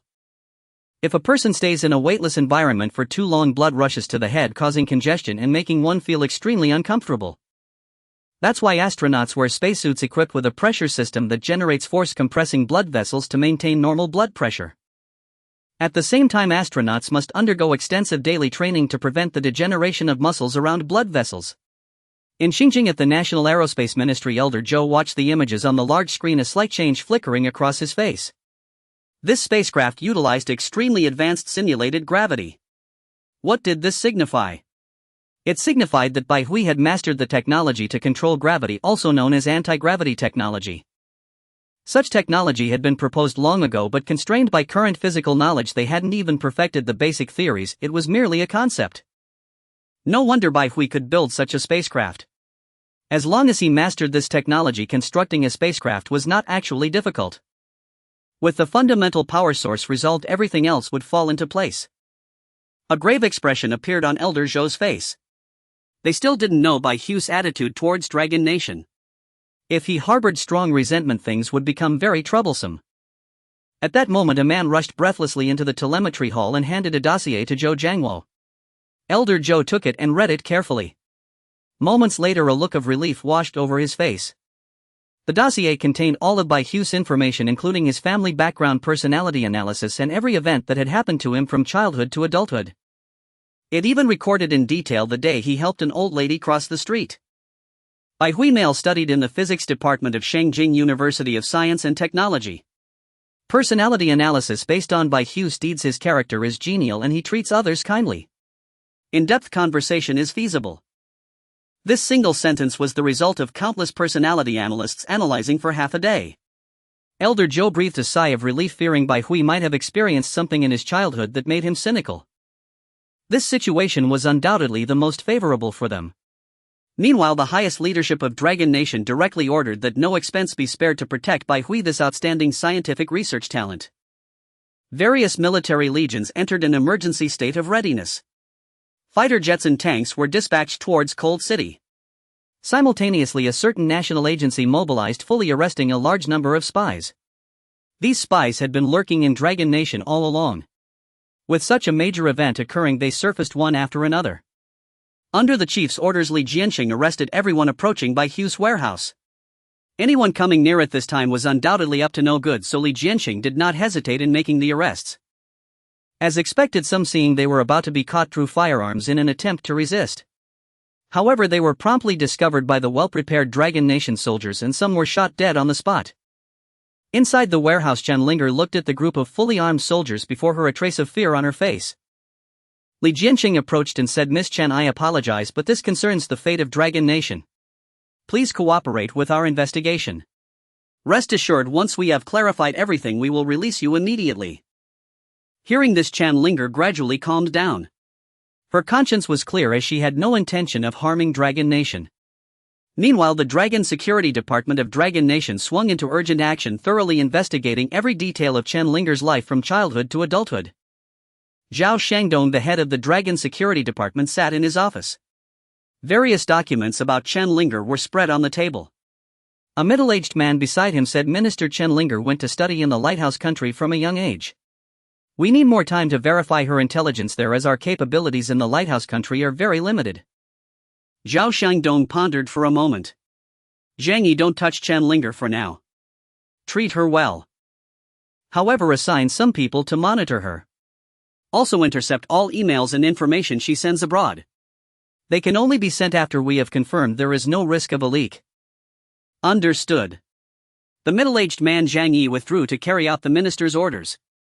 Zhao Shangdong murmured to himself, "Chen Linger, is your appearance at this time too much of a coincidence?" He couldn't help but suspect why Chen Linger had stayed away for so long, only to appear before Bai Hui right after his spacecraft was successfully built. It was all too coincidental. Their Dragon Security Department would meticulously investigate even the slightest clue or suspicion. Especially since this matter concerned the future of their Dragon Nation, no carelessness could be permitted from anyone. All of this was carried out in the shadows, with undercurrents surging throughout Dragon Nation. At the same moment, in the Lighthouse Nation, the Black Palace, President Pu held a tablet displaying Bai Hui's livestream. President Pu's face was ashen, a phone pressed to his ear as he cursed incessantly. "FKU idiot, tell me why the Dragon Nation has mastered anti-gravity technology. Every year Congress allocates funds to you, and what do you do with them? Aren't we the world's leader in technology? Why can the Dragon Nation develop what you cannot?" 10 minutes earlier, while scrolling through Twitter on his phone, President Pu had received a call from Jason Smith, director of the Lighthouse Nation's Aerospace Bureau. Jason, his voice trembling, informed President Pu that the Dragon Nation had launched a spacecraft. Initially, President Pu dismissed it. Wasn't it just a manned spacecraft? After all, the Lighthouse Nation had sent a spacecraft to the moon decades ago. But Jason stammered, "Mr. President, their spacecraft isn't like ours, which uses chemical fuel. It's a true anti-gravity spacecraft straight out of science fiction." Fearing President Pu might not grasp the significance, Jason explained, "In short, whoever masters this technology can usher in the space age, claim all resources in space, and even embark on genuine interstellar travel." Now President Pu understood completely. He was familiar with sci-fi spacecraft and knew what this implied. Yet the very implications made it all the more incredible to him. "Impossible!" he exclaimed. "Oh, Jason, today isn't April Fool's. I'm sorry, Mr. President, but I'm not joking. Our satellites and telescopes have detected the spacecraft's trajectory, and the Dragon Nation is live-streaming the launch online." After a full minute of stunned silence, President Pu regained his composure, leading to the scene at the beginning. He unleashed a torrent of abuse at Aerospace Bureau Director Jason. In his mind, the Lighthouse Nation, as the world's most developed country, should lead the world by several technological eras. Why hadn't they beaten the Dragon Nation to anti-gravity technology? After enduring the tirade, Jason replied helplessly, "Mr. President, I'm sorry, but I must tell you that anti-gravity technology has no theoretical foundation, let alone a development pathway. Therefore, I propose we seize this technology from the Eastern ancient nation by force." "FK, is your head filled with water? Do you think the Dragon Nation is just any country? They are a nuclear power with devastating big mushrooms. Are you asking me to start a nuclear war? President Pu was furious. The Dragon Nation was no pushover. It was the world's second largest economy, the most populous country, and possessed nuclear weapons. No nation dared to underestimate it. Jason knew this well, but he had no choice. If he didn't suggest this, their tweak president might order them to develop anti-gravity technology within a set deadline, which would be the end. Anti-gravity technology had always been a black tech confined to sci-fi films. Even now most scientists believed it didn't exist, it was merely a fictional invention. They only acknowledged the authority of Newton's laws, which had enabled them to successfully launch spacecraft and achieve the feat of landing on the moon. Thus no one in the world had ever proposed a theory for anti-gravity. Without a theory, developing such technology was nothing short of a fantasy. Perhaps exhausted from venting, President Pu stopped his verbal assault and calmed down. He realized deep down that he couldn't blame Jason. After a moment's thought, he said, Jason, I'll have Congress allocate you $500 million. Drop everything else and focus solely on developing anti-gravity technology. After hanging up, President Pu sat at his desk and issued orders, immediately summoned the Secretary of the Treasury and the Director of Intelligence. The secretary at the door, hearing the president's command, hurried off to notify them. Left alone in his office, President Pu's expression darkened, a cold smirk playing on his lips. Anti-gravity technology will belong to the Lighthouse Nation. Meanwhile, news of the spacecraft and anti-gravity technology spread across the globe as Bai Hui's livestream was public and impossible to conceal. The reactions of various national leaders varied, beginning with disbelief, but the irrefutable evidence forced them to accept reality. Simultaneously, intelligence agencies worldwide sprang into action. Inside the spacecraft in geosynchronous orbit, Bai Hui projected the livestream onto the large screen in the control hall, where a dense barrage of comments filled the entire display. A smile played on Bai Hui's lips. Who dared now to claim he had built a toy model? Brothers, do you believe now that I've built a real spacecraft? The comments exploded with apologies. Sorry, I believe now. Streamer, Earth can't contain you. Faced with the facts, I have no choice but to believe. Boss Bai, I was wrong to doubt you. Woo woo, my biggest mistake was not trusting the streamer. Am now kneeling in repentance. Watching the flood of sorry comments, Bai Hui felt a surge of exhilaration. This feeling was incredibly satisfying. Suddenly he recalled an earlier incident. Grinning, he said, I remember a brother named Li Jinza. Do you all remember him? This brother declared in the chat that if my spacecraft launched successfully, he would eat excrement live on stream. Many longtime viewers in the chat remembered this. The chat erupted in amusement with endless teasing comments. Haha, I remember. Where are you, brother? Yes, I recall too. Brother Li Jinza, where's your live stream of eating excrement? Hurry up and stream. I'll skip meals for 3 days just to watch your show. Suddenly a global banner appeared in the chat. This global banner appeared when someone gifted a super rocket, congratulating the streamer across all channels. Li Jinza has gifted the streamer 200 super rockets. Seeing this, Bai Hui burst out laughing. He had only mentioned it casually, never expecting Li Jinza himself to show up. I, Li Jinza, keep my word. Tonight in room 8623A2 I will perform eating excrement live. Everyone is welcome. The chat exploded with laughter. Haha, this brother is so straightforward. Don't worry, brother, I'll be there tonight. Yes. I'm going to feast now and skip dinner tonight. After laughing enough, Bai Hui took a slight breath and said, well, first of all, I want to thank brother Li Jinza for the 200 super rockets. Secondly, as for eating excrement upside down, let's forget it, we are all civilized people. Of course, if you were to eat it made of chocolate, then I wouldn't have said anything. The viewers in the live stream became even more amused. Bai Hui's expression turned serious as he began to announce the main matter. Next, I want to announce something.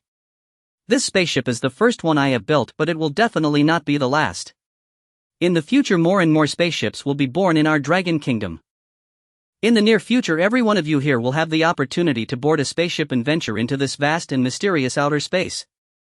In the universe, we humans are but a drop in the ocean, so insignificant. However, as the pinnacle of all living beings, humanity will conquer space with wisdom. I, Bai Hui, am merely a pioneer. Therefore, I hope that in the future more and more people will devote themselves to the aerospace industry and explore the mysterious universe together. This spaceship represents the starting point of our Dragon Kingdom's ascent. So here and now I name this spaceship Dragon Soar 1. In the future all spaceships I build will continue the Dragon Soar series. The entire live stream audience stood up and many were moved to tears. In Shengjing, Old Joe looked at the young man on the big screen, tears streaming down his face uncontrollably. Bai Hui's words resonated deeply with the aerospace people's innermost thoughts. Meanwhile in the live stream countless viewers frantically posted bullet comments. Dragon Kingdom soar. Dragon Kingdom rise. Dragon soar one mighty. May every citizen of our Dragon Kingdom be like a dragon soaring high. Suddenly a bullet comment that blazed across the entire livestream appeared. Today, to celebrate the successful launch of Dragon Soar 1, the Dragon Kingdom will establish Dragon Soar University. This university will aim to explore the mysteries of the universe and will specially establish an aerospace major. Furthermore, the Dragon Kingdom will later establish 10 key aerospace universities focusing on cultivating aerospace research talents. The Dragon Kingdom is fortunate to have Mr. Bai. I hereby specially appoint Mr. Bai as the president of Dragon Soar University. At the moment these two bullet comments appeared, all other comments in the live stream vanished, leaving only these two lines of golden shining characters. Everyone was stunned, including Bai Hui, who was astonished by the Dragon Kingdom's grand gesture. Because the ID that sent these two bullet comments was Great Leader. No one doubted that this ID was genuine because no one would dare to fake it. No one expected that the Great Leader who had dedicated his life to the Dragon Kingdom would appear and announce this stirring news in the live stream. At this moment many parents in the live stream had already decided to send their children to pursue aerospace-related studies. From the official announcement in the live stream about the establishment of Dragon Soar University and the forthcoming establishment of over 10 aerospace universities, it was clear that the future Dragon Kingdom would shift its focus to the aerospace industry. Within just 2 minutes, Great Leader appears in Shark live stream shot to the top of Weibo's trending list. Simultaneously, the live stream's bullet comment function began to recover. All bullet comments were uniformly, everyone stand up. Even Bai Hui's heart surged with passion. He immediately stood up and saluted, speaking with resolute strength, "Rest assured, Great Leader Bai Hui will live up to the trust." This great leader had devoted his entire life to the Dragon Kingdom, and his prestige in the hearts of the Dragon Kingdom's people was irreplaceable. Meanwhile in the Bai Corporation building in Hansheng, Bai Hui's father was diligently reading documents. Suddenly the office door was pushed open directly. Bai's father's face immediately showed displeasure, but upon seeing who had entered he quickly withdrew all signs of dissatisfaction. Bai's father smiled awkwardly and said, "Wanqing, why are you here?" The one who had directly pushed open his office door was none other than Bai Hui's mother, Lin Wanqing. Upon hearing this, Lin Wanqing immediately raised her willow leaf eyebrows and said angrily, "Oh Bai Yang, from your tone it sounds like you're not very welcoming of me." "Fine, are you hiding in the office to do something? No wonder you hired a female college student as a secretary a few days ago." Bai's father Bai Yang quickly said, Wanqing, how could I not welcome you? You can come whenever you want. Heaven and earth can bear witness that I have done nothing to wrong you." Lin Wanqing shot him a glare and didn't pursue the matter further. On a normal day she would have sulked for half a day. But today Lin Wanqing was not in the mood to argue with him. Instead, with a joyful expression, she handed her phone to Bai's father and said delightedly, "Father of our child, look, Xiaohui has brought great honor to our ancestors." Bai Yang was taken aback. Bai Hui. What had that brat done to bring such honor? Soon after Lin Wanqing's explanation and seeing the livestream on the phone, he understood what had happened. Bai Yang stared blankly at the phone, muttering, "My son built a spaceship and the great leader just descended into the livestream to directly appoint Bai Hui as the president of Dragon Soar University." What did this mean? It was as if the ancestors of the Bai family had truly blessed them from their graves. The status of Dragon Soar University would likely rival or even surpass that of Shuimu and Tsinghua in the future. Their son Bai Hui, whom Bai Yang had constantly scolded for idleness, was now the president of Dragon Soar University. Our Bai family will truly bring glory to our ancestors now. Wanqing quickly give the order. Today our Bai Corporation will hold a celebration banquet and each employee will receive an extra 1,000 yuan bonus. Let's all share in the joy, haha. Lin Wanqing shot him a glare but didn't refute him. Oh well, since their son had made them so proud, she would let it slide this time. If one opened Weibo now, they would see that all top 10 trending topics were about Bai Hui. Our future is the stars and the sea. Dragon Kingdom to establish Dragon Soar University and over 10 key aerospace universities. Spaceship Dragon Soar 1, our scientists invent anti-gravity technology.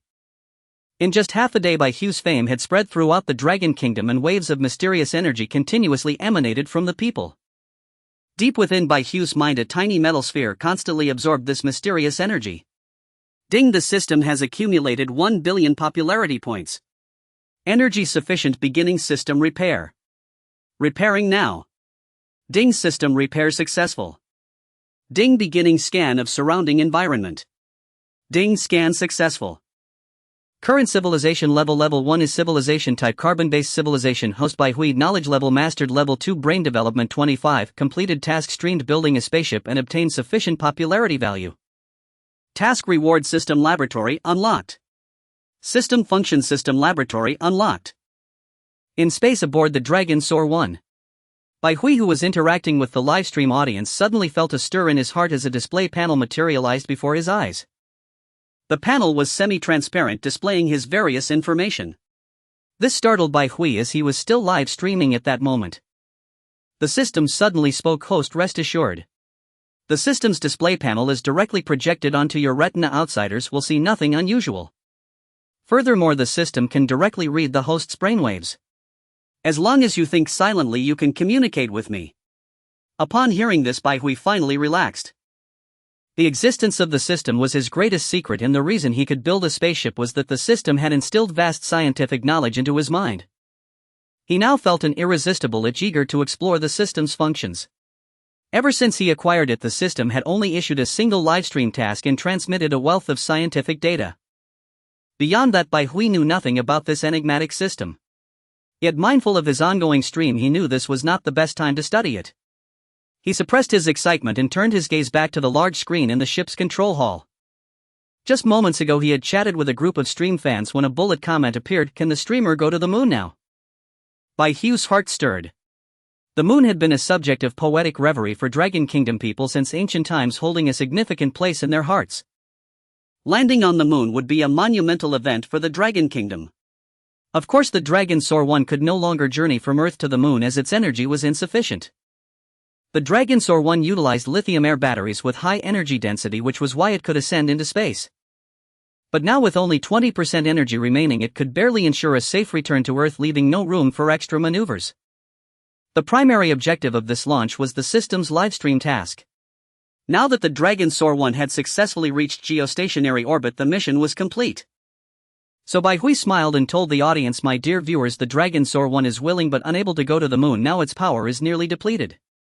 However, I promise you that within 2 years the Dragon Kingdom will leave its footprints on the lunar surface. And now we must bid farewell to this vast and mysterious space, but I believe that in the near future every citizen of the Dragon Kingdom will be able to board a spaceship and tour the cosmos with ease." Everyone in the stream was startled, never expecting the Dragon Soar 1's energy to run out so soon, sparking another wave of excitement in the chat. "Why is it ending so fast? Yeah, streamer, I haven't seen enough of the Dragon Soar 1. Moon landing in 2 years, you're incredible. Haha, within 2 years our Dragon Kingdom will land on the moon, making us the second country in the world to do so. By the way, this spaceship is so advanced, could it be a legendary anti-gravity craft? That's obvious, it must use anti-gravity tech, otherwise how could the streamer launch it so effortlessly?" 666. Bai Hui saw these comments and smiled faintly but didn't explain. Those with a bit of insight could guess the technology involved, and Bai Hui had no intention of keeping it secret. Knowing was one thing, but without theoretical foundations no one could replicate it. Currently, Bai Hui was the only person in the world who possessed the theoretical formula for anti-gravity technology. Alright, the Dragon Soar 1 will return to Earth in 10 minutes and he'll broadcast the entire process.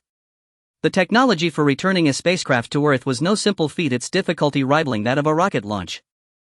During re-entry, the spacecraft's immense initial speed caused violent friction with the atmosphere, generating temperatures up to 3,000 or 4,000 degrees Celsius. Considering that iron melts at just 1538 degrees Celsius, one can imagine the perilous threat the spacecraft faced during its descent. To address this, scientists coated the spacecraft's exterior with a thermal protection layer made of special ablative materials. During re-entry, this layer would rub violently against the atmosphere, melting, evaporating and sublimating under extreme heat, forming an ionized layer on the surface that blocked all communications. In history, the lighthouse country once suffered a severe accident because of this. A space shuttle during atmospheric re-entry lost a small piece of insulating foam from its thermal shield, allowing scorching gases to invade the shuttle's interior, causing an explosion and disintegration. All 7 astronauts perished in an incident that shocked the world at the time. Today only a handful of nations possess the technology to return spacecraft safely to Earth. Of course, Bai Hui's spaceship differed from traditional ones. Conventional craft usually exhausted their fuel in space, so during re-entry their high speed made deceleration impossible, leading to intense friction and heat. But Bai Hui's spaceship, powered by electricity driving an anti-gravity engine, could control anti-gravity, reduce speed and land on Earth without any danger. Under the watching eyes of the livestream audience, the ship gradually slowed, was captured by Earth's gravity and entered the atmosphere at a speed of just over 600 meters per second, roughly twice the speed of sound, which the hull could easily withstand. Compared to the awe-inspiring launch of the Dragon Soar 1, its return journey seemed rather uneventful. Yet in places unknown to the public, undercurrents began to stir within the Dragon Kingdom.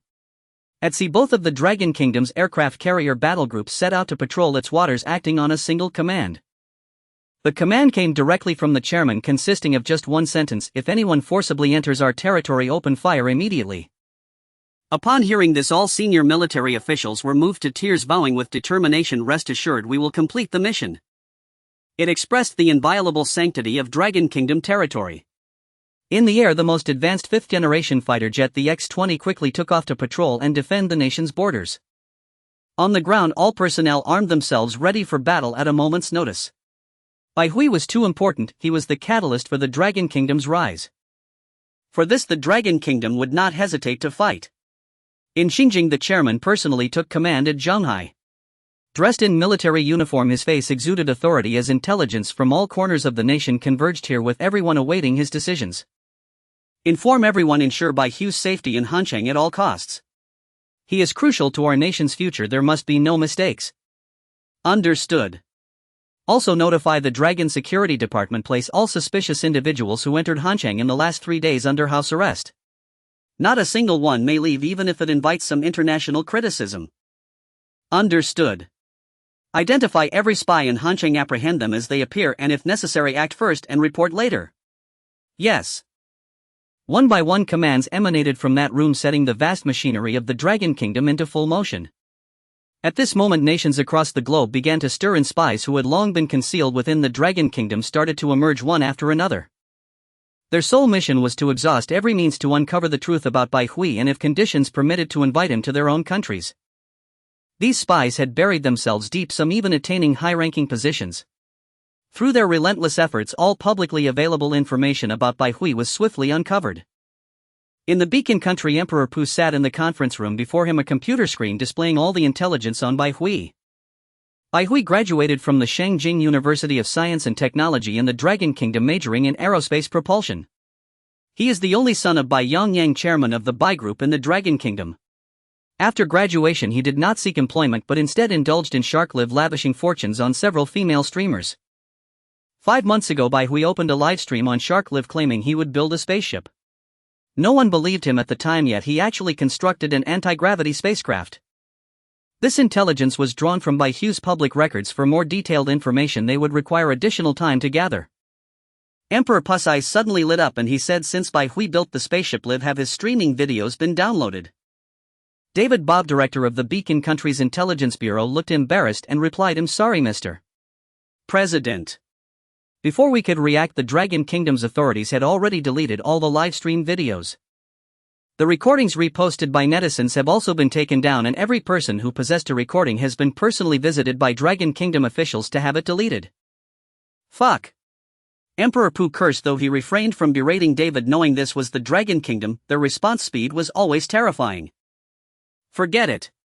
Begin analyzing Bai Hui's character immediately. See if there's any chance he might come to our Beacon country. If he's willing, we can promise him wealth, power, everything is negotiable. David nodded. Sir, we've already assigned personnel to that task. Good. Also, is it possible for our agents to invite Bai Hui to the Beacon country? Mr. President, unfortunately our operatives cannot even approach Bai Hui. The Dragon Kingdom has confined all foreigners entering Cold City to house arrest. Our Ministry of Foreign Affairs has lodged a severe protest with the Dragon Kingdom over this human rights violation. Emperor Pu's expression darkened. He hadn't expected the Dragon Kingdom to be so thorough, disregarding their international reputation entirely. In the freedom and democracy worshipping West, any unwarranted restriction on civil liberties would spark massive public outcry and universal condemnation. Of course, had Bai Hui been a citizen of the Beacon Country, Emperor Pu might have acted even more drastically than the Dragon Kingdom. Freedom.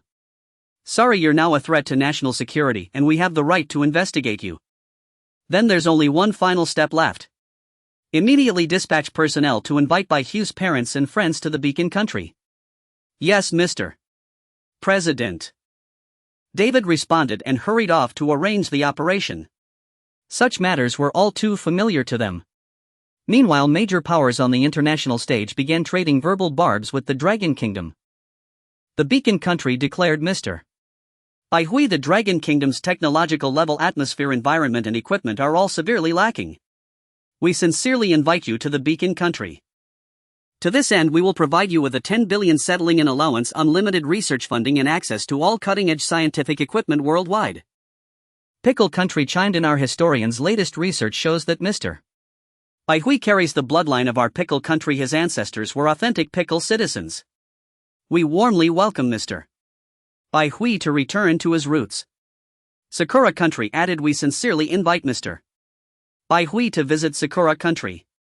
Our Prime Minister personally promises that whatever the Dragon Kingdom can offer, we will double. Even the Dragon Kingdom's ally, the Polar Bear Country, spoke up. Mr. Bai Hui is a great pioneer and a magnificent scientist. We deeply respect him and sincerely hope he will join us. The Polar Bear Country also makes the following commitment: if Mr. Bai Hui joins us, we will provide a 10 billion bonus and unlimited research funding. These declarations from major powers stunned netizens worldwide. They were bewildered, wondering who this Mr. Bai truly was. After insiders explained his story on social networks, people learned of Bai Hui's achievements. Westerners by nature cherish freedom and idolize heroes. As evident in their films, they worship individual heroism. Movies like Captain Beacon, Iron Man and League of Heroes perfectly reflect this trait.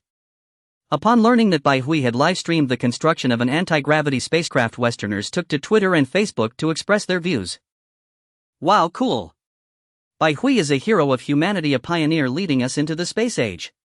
His achievements surpass Newton and Einstein. He will propel humanity into the cosmos. The Dragon Kingdom has already built an anti-gravity spaceship. What about our country? If we fail to master anti-gravity technology, our Beacon Country will lose all influence in the coming space era. Meanwhile, certain voices emerged on social networks. Science knows no borders. We sincerely hope Mr. Bai Hui will share the anti-gravity technology. Yes, science is borderless. These words only amused the Dragon Kingdom. Science knows no borders, truly the most laughable statement of the century. If science were truly borderless, why had they previously embargoed the Dragon Kingdom from purchasing top-tier CNC machines, lithography equipment and advanced manufacturing centers? The Dragon Kingdom had endured countless slights and injustices due to its technological lag behind Western nations, yet never received their sympathy. Thus the Dragon Kingdom had no choice but to pursue independent research and development. Today the Dragon Kingdom's technological level has caught up with the West in most areas, only lagging in the most advanced fields like chips, aerospace and precision machinery. But believe that in the near future the Dragon Kingdom will gradually close these gaps as well.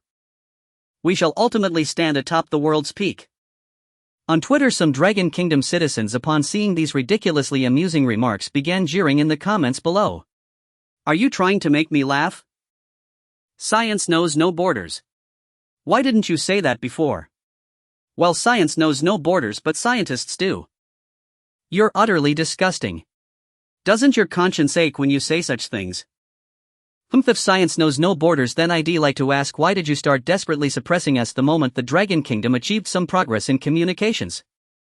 These words rendered the Westerners who had been preaching about science without borders utterly speechless.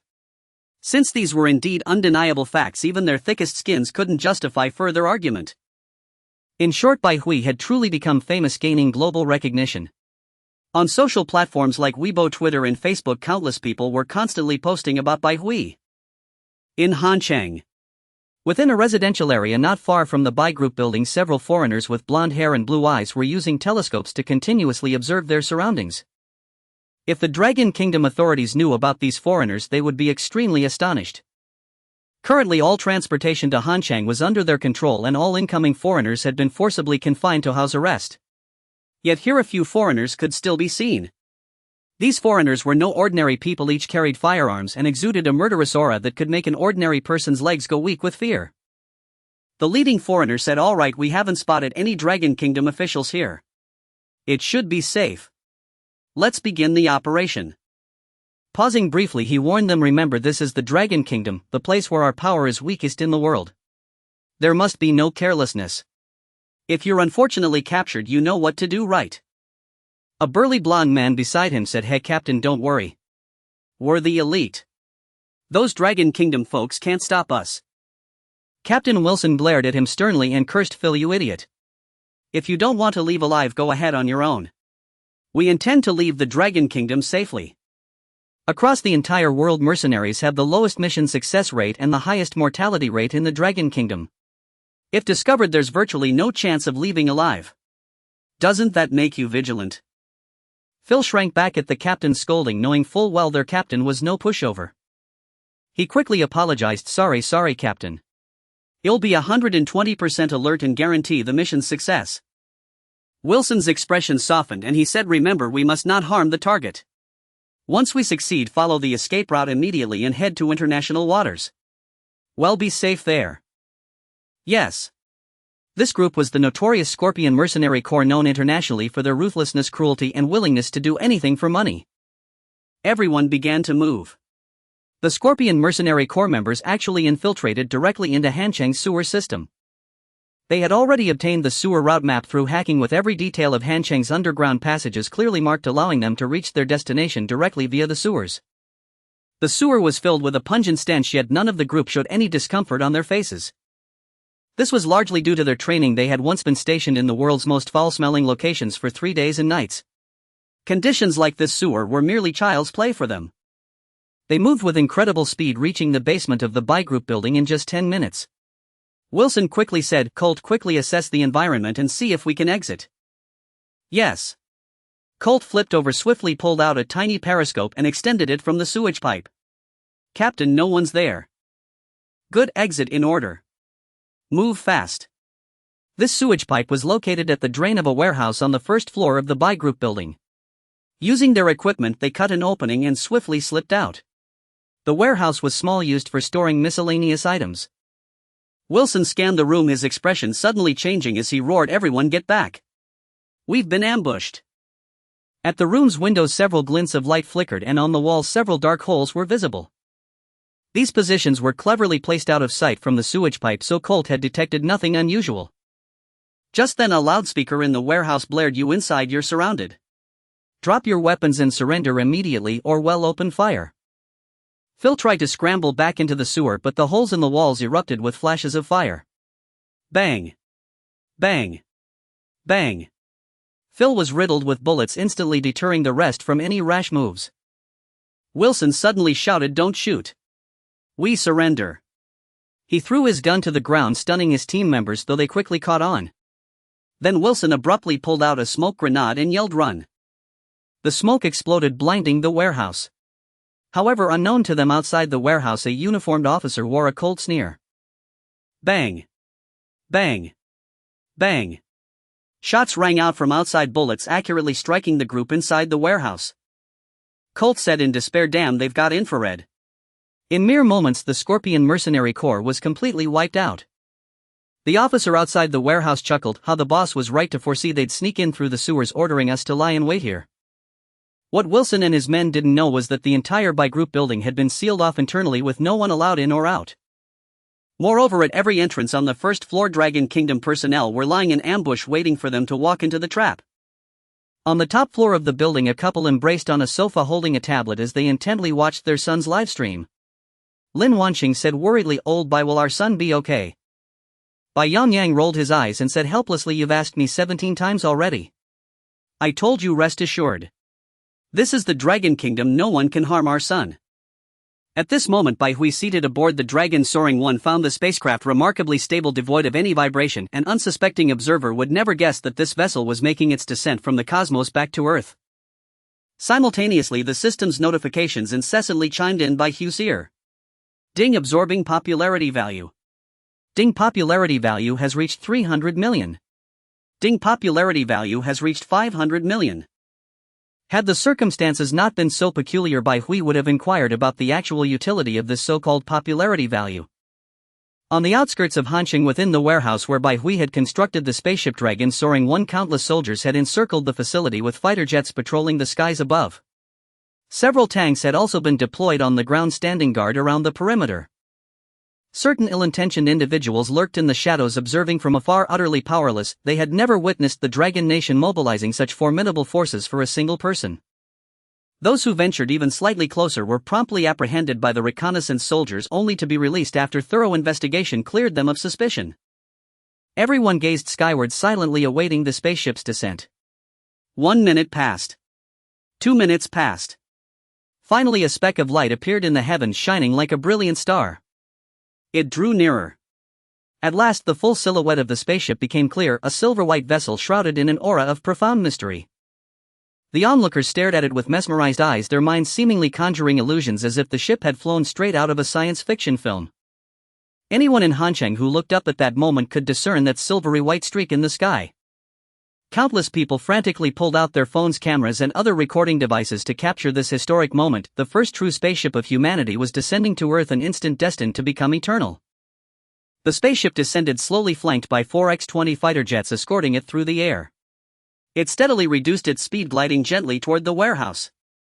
Inside the spacecraft, the large screen projected the surrounding scene in full detail. Bai Hui immediately spotted the 4 cutting-edge X-20 fighters of the Dragon Nation guarding him, along with the countless armed soldiers below. They stood motionless, their gazes not fixed on the sky but vigilantly scanning the surroundings, ensuring absolute security of the area. A surge of emotion welled up in Bai Hui's heart. These were the soldiers of his Dragon Nation. This was the soul of their country. No regrets in this life for being born in Huaxia. In the next life I will still be in the land of flowers. Bai Hui shut down the live stream and the spaceship precisely entered the warehouse. Everyone nearby could hear the humming roar of the spacecraft's anti-gravity engine. At that moment, an overwhelming thrill of awe surged through everyone's hearts. This was their Dragon Nation spaceship. The ship landed steadily on the ground. A hatch opened and a futuristic gangway descended. Bai Hui's figure appeared at the hatchway. Sunlight streamed in through the warehouse roof, casting a dazzling golden glow.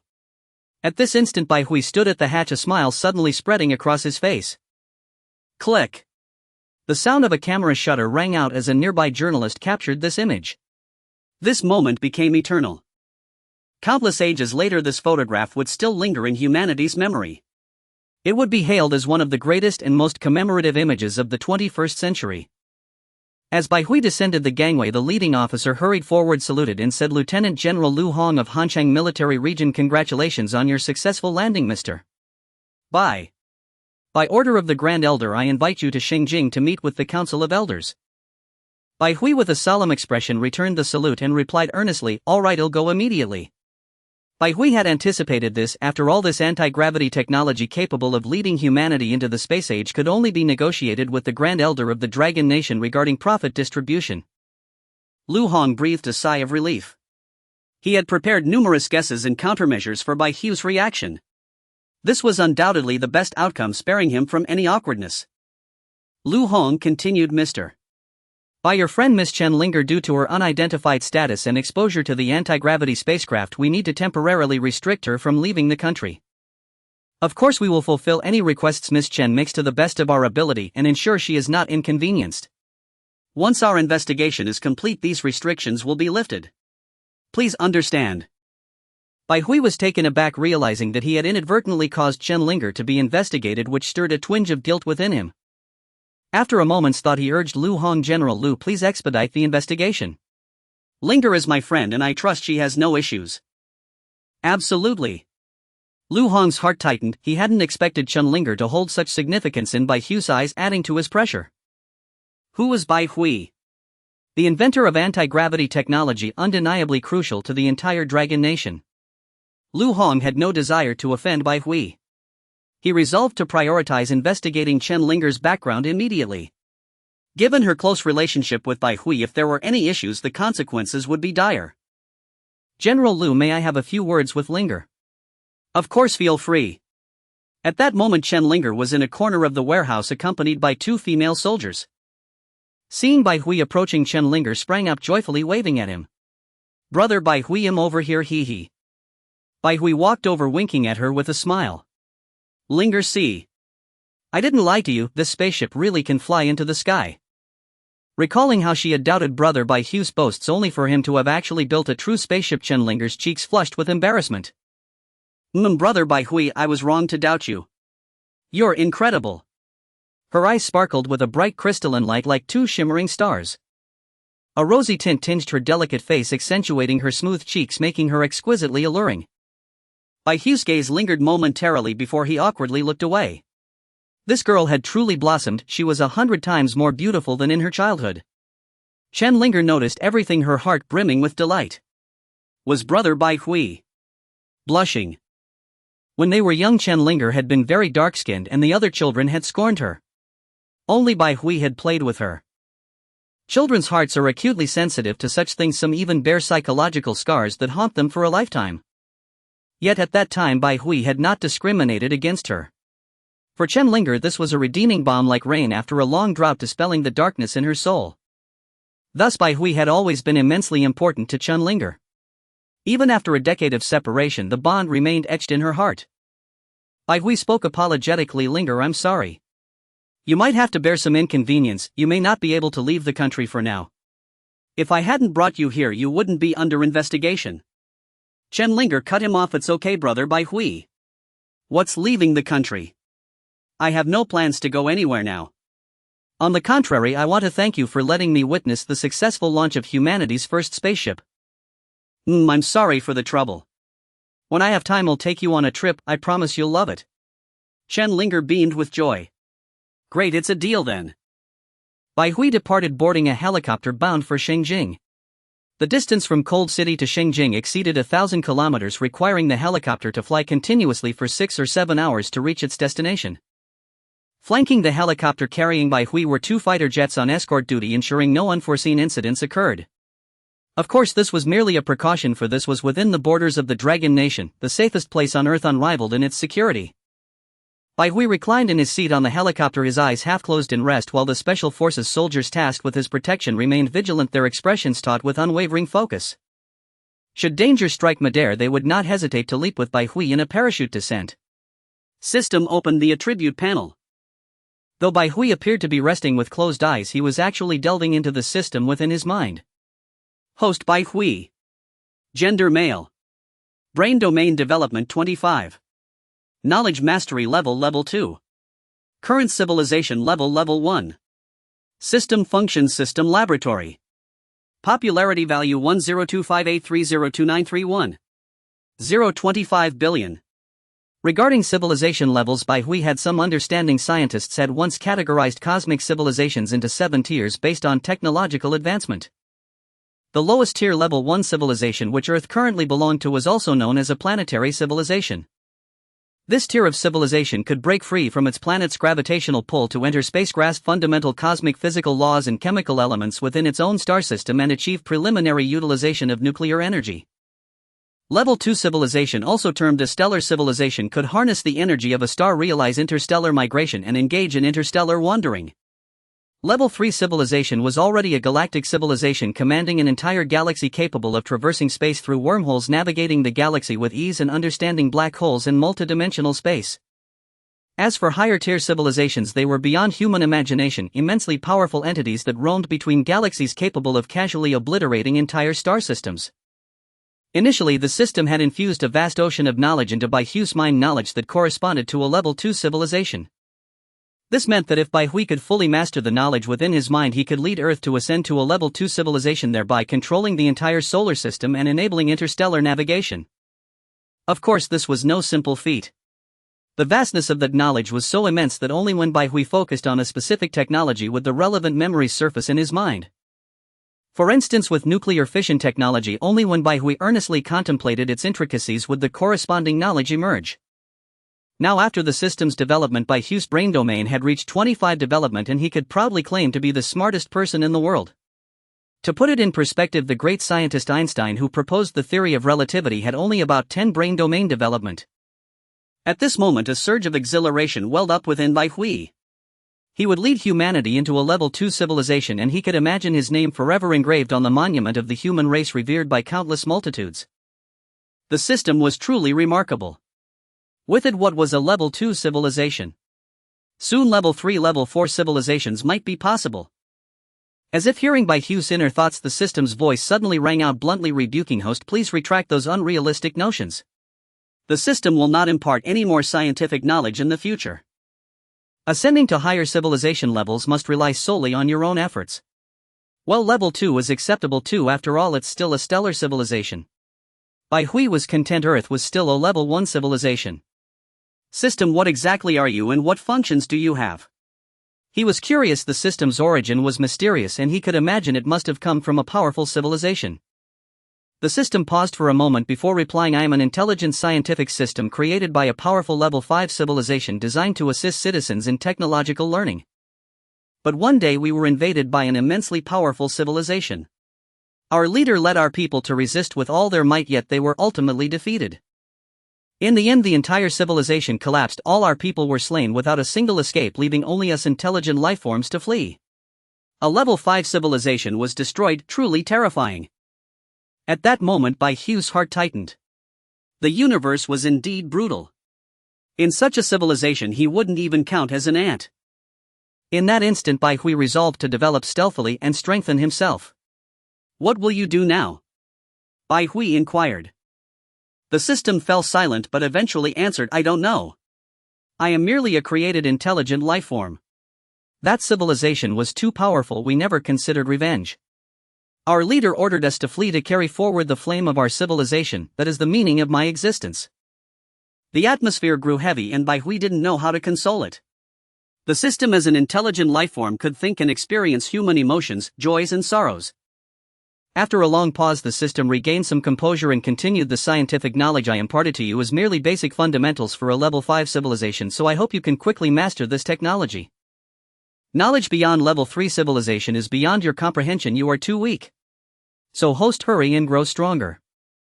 At this Bai Hui felt a pang of melancholy. Couldn't the system be more tactful? Didn't it know that words like these hurt? But considering all the help it had given him, he decided to let it slide.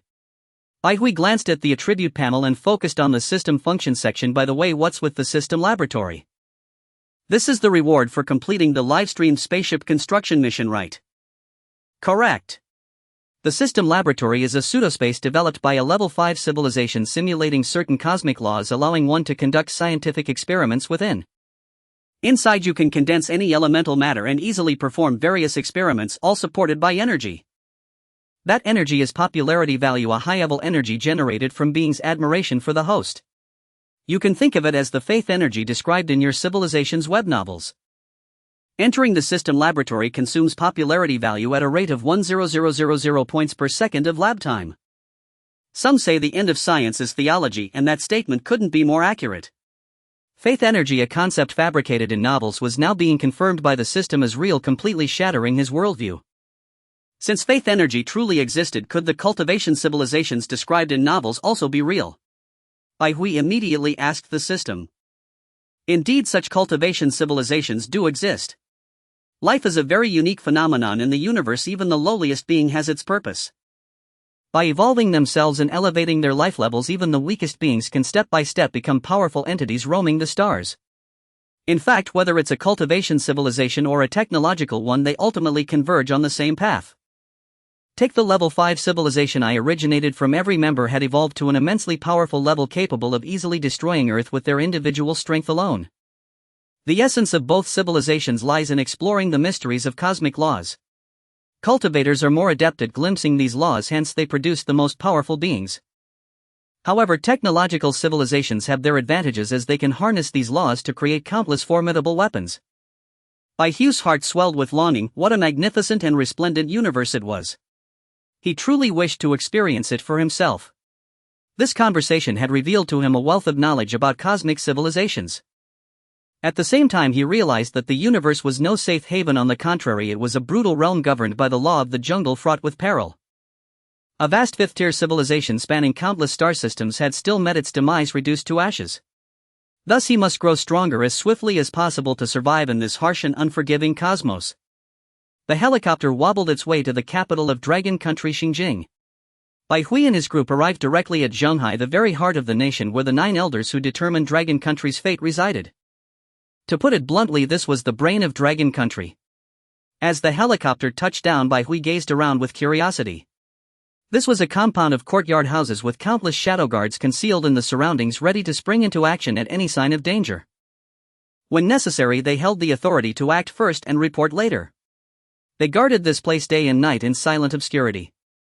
A middle-aged man approached Bai Hui, extending a hand for a handshake. "Hello, Mr. Bai. I am Li Mingtao, secretary to the Grand Elder. Please follow me, the elders are all waiting for you." "All right." Bai Hui nodded and followed Secretary Li Mingtao. They entered a courtyard house. "Please." Li Mingtao gestured for Bai Hui to enter.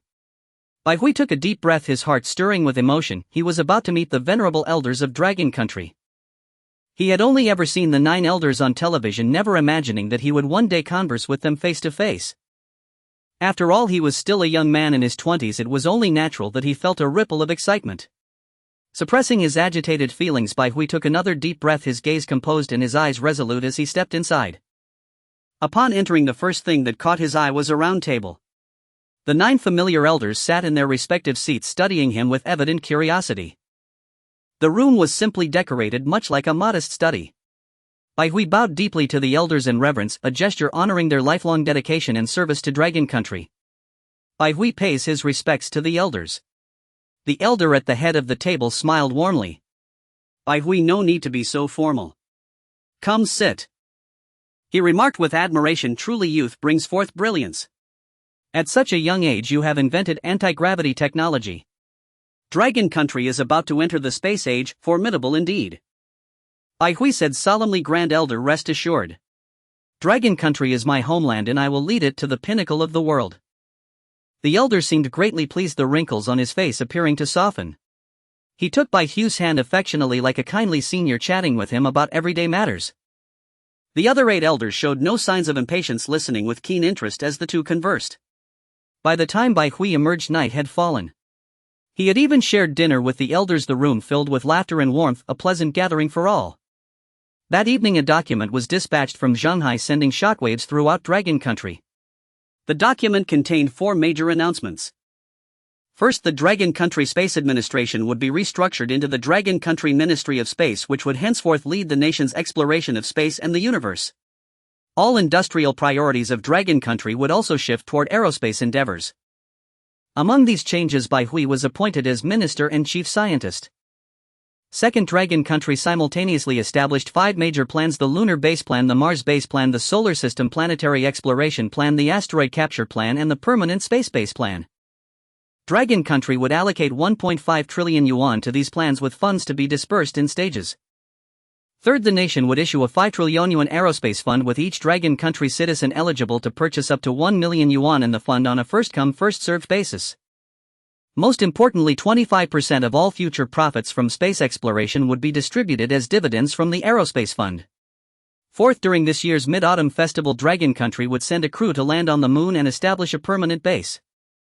These 4 announcements stunned the entire nation.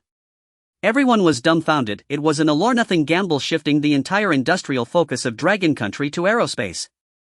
In an instant, the stock prices of all aerospace companies in Dragon Country skyrocketed.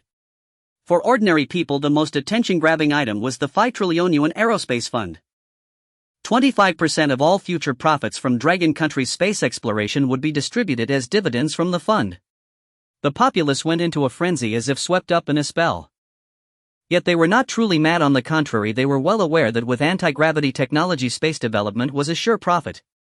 Not to mention the countless asteroids teeming with vast mineral resources. These were treasures.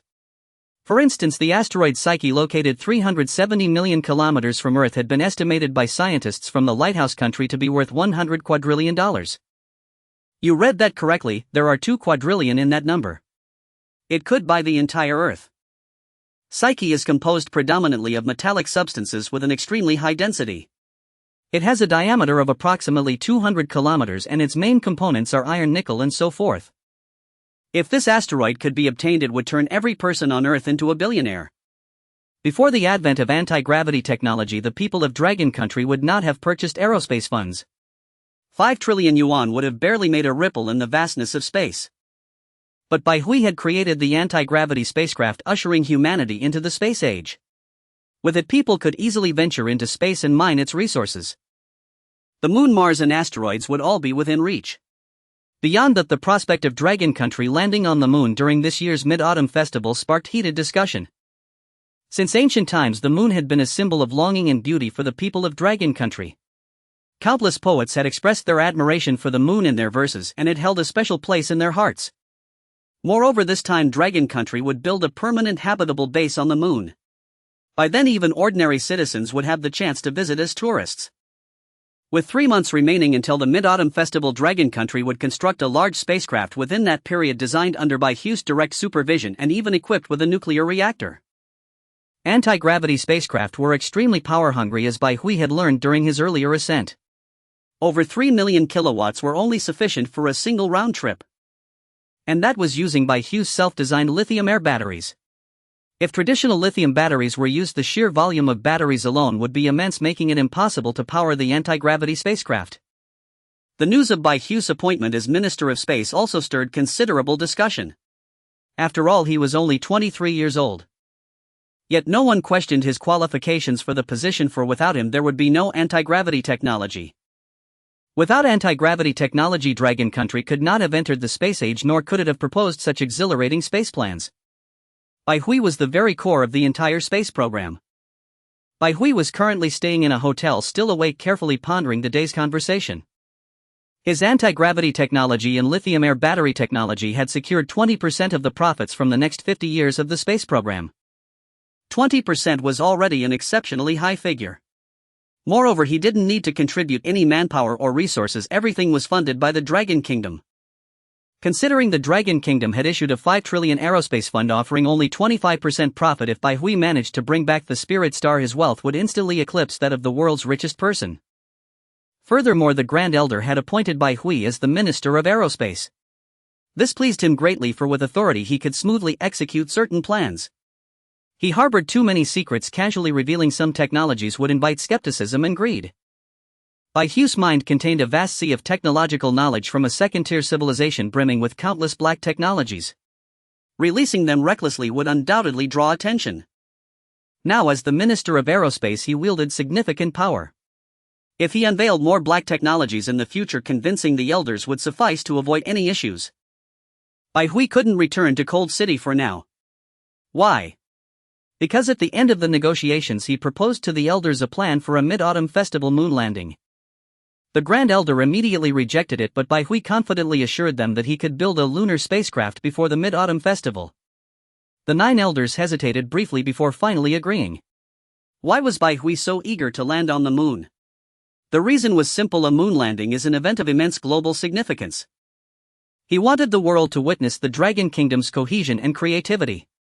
Moreover, a moon landing would bolster the national pride of the Dragon Kingdom's people. Why had so many bananas emerged in the past? It was due to a lack of national confidence. He believed that after the moon landing, the people would identify more strongly with their country. Thus, within 3 months, he had to design and produce a nuclear-powered anti-gravity spacecraft capable of lunar landing. This was an immensely challenging task. Building even a single ship often required several years, let alone a large nuclear-powered spacecraft. Of course, during this period, Bai Hui could mobilize the full resources of the Dragon Kingdom to assist in its production. At the end of the meeting with the elders, they unanimously agreed that Western nations would likely launch a fierce campaign against the Dragon Kingdom. Why? Because anti-gravity technology held immense value, surpassing all others. Mastering it meant holding the key to the space age. Western nations would undoubtedly target the Dragon Kingdom, aggressively demanding the technology. The most probable response would be economic sanctions. These sanctions should not be underestimated. The former Bear Alliance collapsed due to economic strain. Economic sanctions are akin to warfare. Could the Dragon Kingdom forego this once-in-a-lifetime opportunity? Impossible. The elders resolved that if necessary they would forego foreign technology entirely. No chips. Fine, they would manufacture their own. Although not cutting-edge, the Dragon Kingdom could already produce 14 nanometers chips. The 14 nanometers chips lagged behind the global standard of 5 nanometers, but with some effort they could suffice, albeit with inferior performance. No precision machine tools. They would build those too, even if slightly inferior. They believed that mobilizing the nation's scientific talent could produce high-precision equipment belonging to the Dragon Kingdom. Often such technologies arise from necessity. The future aerospace industry of the Dragon Kingdom had a vast market which would undoubtedly stimulate companies to invest countless researchers. Soon the nation's overall technology would experience rapid growth. One reason the Lighthouse Nation became so technologically advanced was its fierce development of aerospace and military technologies during its confrontation with the Bear Alliance in the 1960s and 1970s.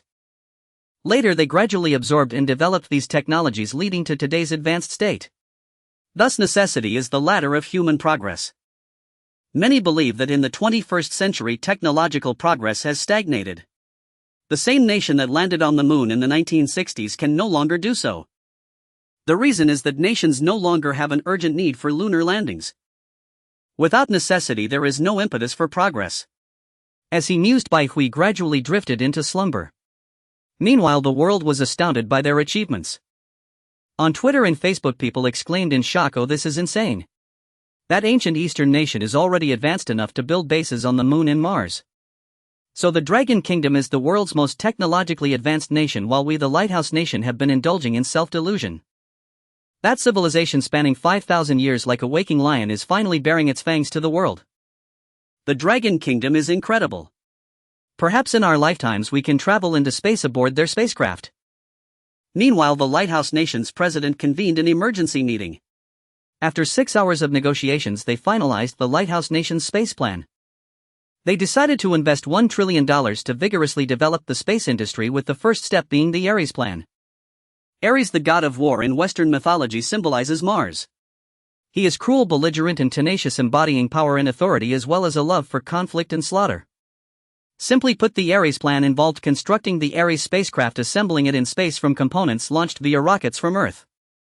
Once assembled, 4 astronauts would board the Ares and pilot it to Mars to establish a base.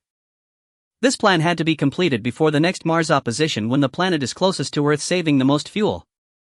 The next opposition was 1 year and 3 months away. Time was extremely tight, but the Lighthouse Nation had no choice. They had to secure sufficient territory and influence in space. To compete for territory, the Lighthouse Nation was going all out. Given their long-standing capabilities, assembling such a spacecraft wasn't overly difficult, but it would come at a tremendous cost. The cost of launching rockets alone would be staggering. The entire Ares plan was far more challenging than the Apollo program of the 1960s and 1970s. After all, Mars is a planet hundreds of millions of kilometers away, not the moon, a mere 300,000 kilometers from Earth. Landing on the moon was not particularly difficult for major nations if they were willing to pay the price. However, without substantial benefits there was little incentive. Without profit, who would bother? But now everything was different. The Dragon Kingdom had mastered anti-gravity technology, enabling the construction of anti-gravity spacecraft that could effortlessly ascend into space. In the future, for the Dragon Kingdom, the moon and Mars would be within easy reach. This was precisely why anti-gravity technology held such paramount importance. Nations with even a modicum of power across the globe could no longer sit idly by. They could not stand by and watch the Dragon Kingdom steadily rise, dominate the entirety of space, and voraciously seize its resources. Thus, the second phase of the Lighthouse Nation's space program was the return to the moon, a plan they christened the Artemis Project. Artemis, the lunar goddess of Greek mythology, was chosen by the Lighthouse Nation to distinguish this endeavor from the last century's Apollo program. This time the Artemis Project aimed not merely to send a spacecraft to land on the moon, but to construct a base upon its surface, a permanent outpost belonging to the Lighthouse Nation. The Lighthouse Nation had successfully landed on the moon in the last century, achieving 6 successful landings. Now they would build a more advanced and powerful spacecraft, the Artemis. The Ares project and the Artemis project, the new Apollo program, would proceed concurrently. However, due to the Mars opposition, the timeline for the Ares project was more pressing. If they missed the Mars opposition, their spacecraft would require immense energy and time to reach Mars and establish a base. Consequently, the Artemis project would proceed at a slower pace than the Ares project, with the Artemis spacecraft expected to be completed within 3 years, followed by the construction of an Artemis base on the moon. On the day following the Dragon Kingdom's announcement of its space program, not only did the Lighthouse Nation unveil its plans, but the Polar Bear Kingdom, the Cherry Blossom Kingdom, the Three Kingdoms, and the Western Alliance also presented their own space initiatives. The Polar Bear Kingdom, for instance, possessed formidable aerospace technology. Before the Dragon Kingdom mastered anti-gravity, their space capabilities were second only to the Lighthouse Nation worldwide. Now, with the Dragon Kingdom's acquisition of anti-gravity technology, they had to settle for third place. The Polar Bear Kingdom proposed an even more ambitious space-based plan. The Polar Bear Kingdom planned to invest a total of $500 billion over the next 2 years to construct a genuine lunar base. This base would host long-term astronaut habitation for various scientific research as well as lunar mineral prospecting and refining. Furthermore, following the Dragon Kingdom's lead, the Polar Bear Kingdom proposed plans for a space base and a Mars base. They even intended to relocate 1,000 people to a future Mars base, truly colonizing the Red Planet. The scale of the Polar Bear Kingdom's proposed space base was slightly smaller than that of the Dragon Kingdom's. This was not merely a space station where astronauts were confined to cramped cabins. A space base differed from a space station. It was a true space city destined to house hundreds of thousands of people in the future, complete with all manner of facilities. Space factories, space agriculture, space mining, all would be processed within this space base. It was a plan far more grandiose than lunar or Martian bases. Meanwhile, the Cherry Blossom Kingdom, the Western Alliance, and others all proposed lunar base plans. Even the Three Kingdoms decided to invest $300 billion in building a permanently inhabited lunar base. Overnight, it seemed the entire world had ignited a space race. All eyes turned to the moon, a resource-rich celestial body that no one could afford to ignore. Now that the Dragon Kingdom had mastered anti-gravity technology, it had shattered a certain equilibrium, compelling other nations to pay a tremendous price to construct their own bases on the moon. Otherwise, these nations would have no say whatsoever regarding the moon in the future. Countries with insufficient strength banded together, pooling their resources. The Cherry Blossom Kingdom, for example, collaborated with the Kimchi Kingdom, jointly investing $800 billion to build a lunar base. Witnessing this frenzied space race, some in the world felt apprehension while others felt elation. Those who were worried questioned whether such massive investment was truly worthwhile. In truth, the nations had little choice. They had to secure a foothold in space. Otherwise, in the coming space age, they would wield no influence. He who controlled space controlled the discourse. Compared to the diminutive Earth, the resources of the universe were nearly infinite. If the major powers allowed the Dragon Kingdom to develop unopposed, its national strength would multiply exponentially in a short span of time. Those who rejoiced believed that human civilization might thereby ascend to a new level, progressing and evolving through this very competition. Pressure would compel relentless advancement in space technology and deep exploration of scientific mysteries, which was undoubtedly a boon for all of human civilization. Every issue had two sides, and problems required objective consideration. For present-day Earth's humanity, the resources of the Moon and Mars were without a doubt more accessible than those of other planets. These two celestial bodies were strategic necessities.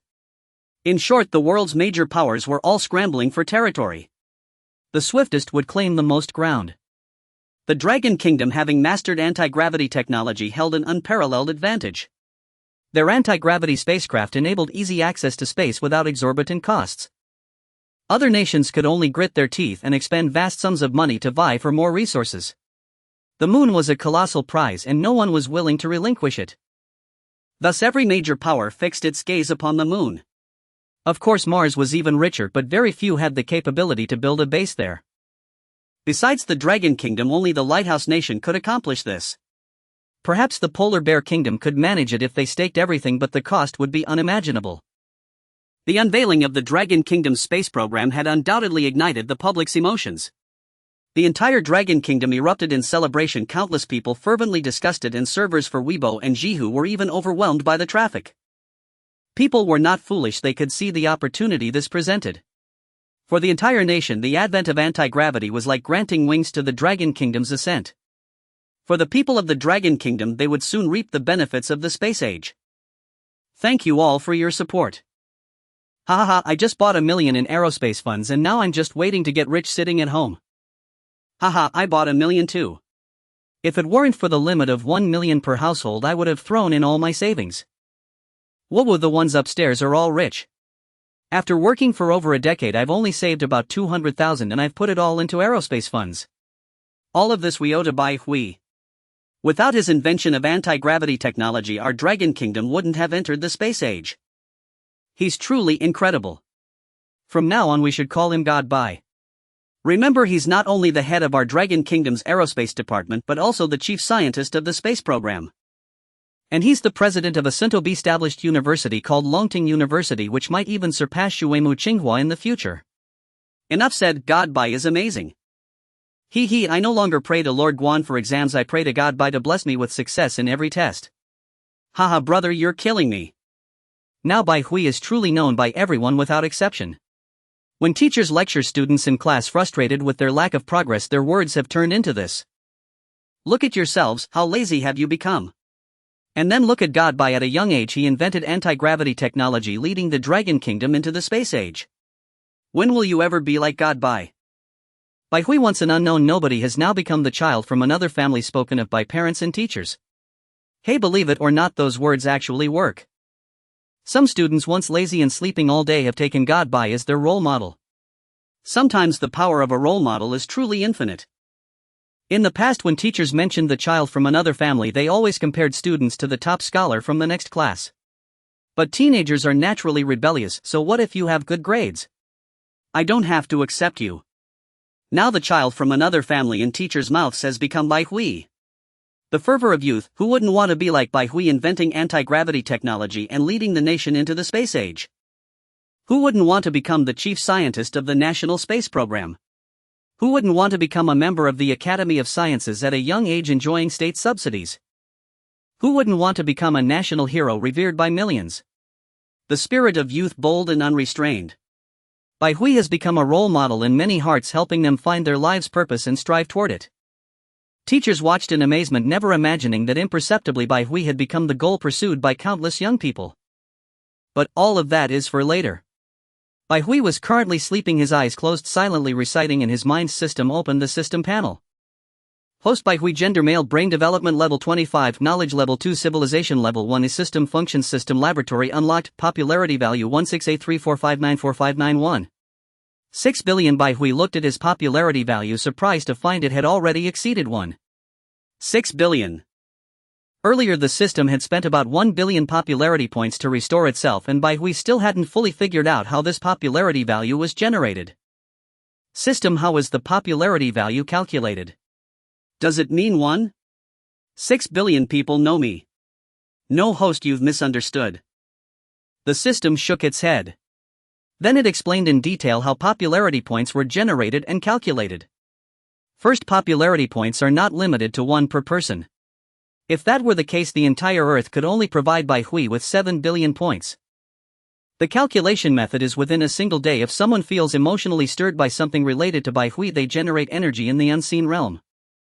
This energy, absorbed by the system, can become 1 popularity point. Of course, each person can generate at most 1 point per day, and sometimes it takes several people to generate a single point. That's why the system had Bai Hui live stream the construction of the spaceship earlier. This way it could stir people's emotions, generate energy, and convert it into popularity points. So that's it. Bai Hui suddenly understood. Earlier he had suspected that if each person could only generate 1 point, even if everyone in the world gave him popularity, it would only be 7 billion. Now he was relieved. He no longer had to worry about running out of popularity. Next, Bai Hui began to explore the laboratory function provided by the system. From the system's tone, this laboratory seemed exceptionally powerful. Moreover, its consumption was staggering. Staying in it for 1 second cost 1,000,000 popularity points. His 1.6 billion points could only keep him there for 2 days. Bai Hui's heart itched with curiosity. He couldn't wait to understand the specific functions of this laboratory. System open. The system laboratory. Opening the system laboratory. System laboratory opened. Consumption rate 1,000,000 popularity points per second. Bai Hui's vision blurred and he found himself in a mysterious space shrouded in chaos. A thought stirred in Bai Hui's mind. In this space he was like a god, he could create anything he desired. With a wave of his right hand he issued a command in his mind. Suddenly countless substances materialized out of thin air, instantly assembling into a spaceship exactly like Longting One. A flicker of realization crossed Bai Hui's face. He was beginning to understand the function of this system laboratory.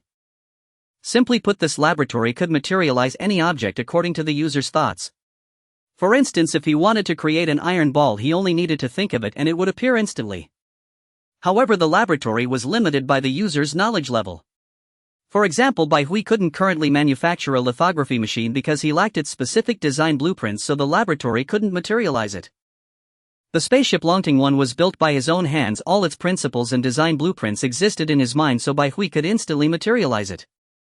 Even so, this system laboratory was incredibly powerful and absolutely heaven-defying cheat. Bai Hui was awestruck. With this laboratory, what in the world couldn't he create? Imagine no matter what product you want to invent, you can instantly materialize it in this laboratory, test it directly, and know the result immediately. This undoubtedly saves enormous amounts of time and money. For instance, in the realm of lithography machines monopolized by the West, if Bai Hui wished for Dragon Nation to catch up rapidly in this field, he would only need to take Dragon Nation's relatively outdated lithography machine and refine it continuously. The results would manifest instantly, with its performance becoming immediately apparent. If the performance was unsatisfactory, he could instantly redesign and experiment swiftly. Thus, within an extremely short period, he could iteratively improve and manufacture a lithography machine with superior performance. Suddenly, a thought struck Bai Hui. His mind stirred and he asked system, "Can I let Xiaohei in?" The system replied, "Artificial intelligence cannot directly enter the system laboratory, but data interaction is possible." Simply put, before entering, the artificial intelligence's data is copied into the laboratory, and upon exiting, the data is copied out again. Upon hearing that Xiaohei could not enter the laboratory space, Bai Hui felt a pang of disappointment. But soon a smile spread across his face. After all, artificial intelligence was nothing more than a set of data. Bai Hui realized he could copy Xiaohei's data into the laboratory before entering and copy it out upon leaving. This way, Xiaohei could assist him in research within the system laboratory. After all, the various design blueprints and data were immense. Even with his brain development reaching 25, Bai Hui could not memorize such vast amounts of information. However, with the aid of the artificial intelligence Xiaohei, everything changed. He could store design drawings in Xiaohei's data, copy them in, and instantly materialize the corresponding items. This was incredibly convenient. The only trouble was that Xiaohei needed to interact with the system for data exchange, which required a lengthy period to copy data given the sheer enormity of Xiaohei's database. It wasn't that the system laboratory's copying speed was too slow, but rather that the network cable connecting to Xiaohei in reality was far too sluggish. Bai Hui immediately copied Xiaohei's data into the laboratory, and after 2 hours the data interaction was finally complete. With a wave of Bai Hui's hand, a spaceship appeared before him. It was the Dragon Soar 1. "Xiaohei, for the Mid-Autumn Festival moon landing 3 months from now, we need to design a high-performance anti-gravity spacecraft. Let's base it on the Dragon Soar 1 and design a new ship." "At your command, boss." Xiaohei's voice remained a cold, emotionless electronic tone. Bai Hui stroked his chin, pondering. He needed to upgrade Xiaohei. Currently, Xiaohei's mainframe was still inside the Dragon Soar 1. This severely hindered Xiaohei's performance. He would have to speak with the Grand Elder about procuring a supercomputer to fully unleash Xiaohei's capabilities. Bai Hui decided to reveal the matter of artificial intelligence only to the Grand Elder. Its impact was no less significant than anti-gravity technology, perhaps even greater. If the public found out, they would likely fear that artificial intelligence might betray humanity and take over the Earth.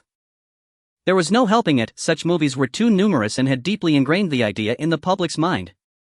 Many firmly believed that the invention of artificial intelligence would spell the end of human civilization.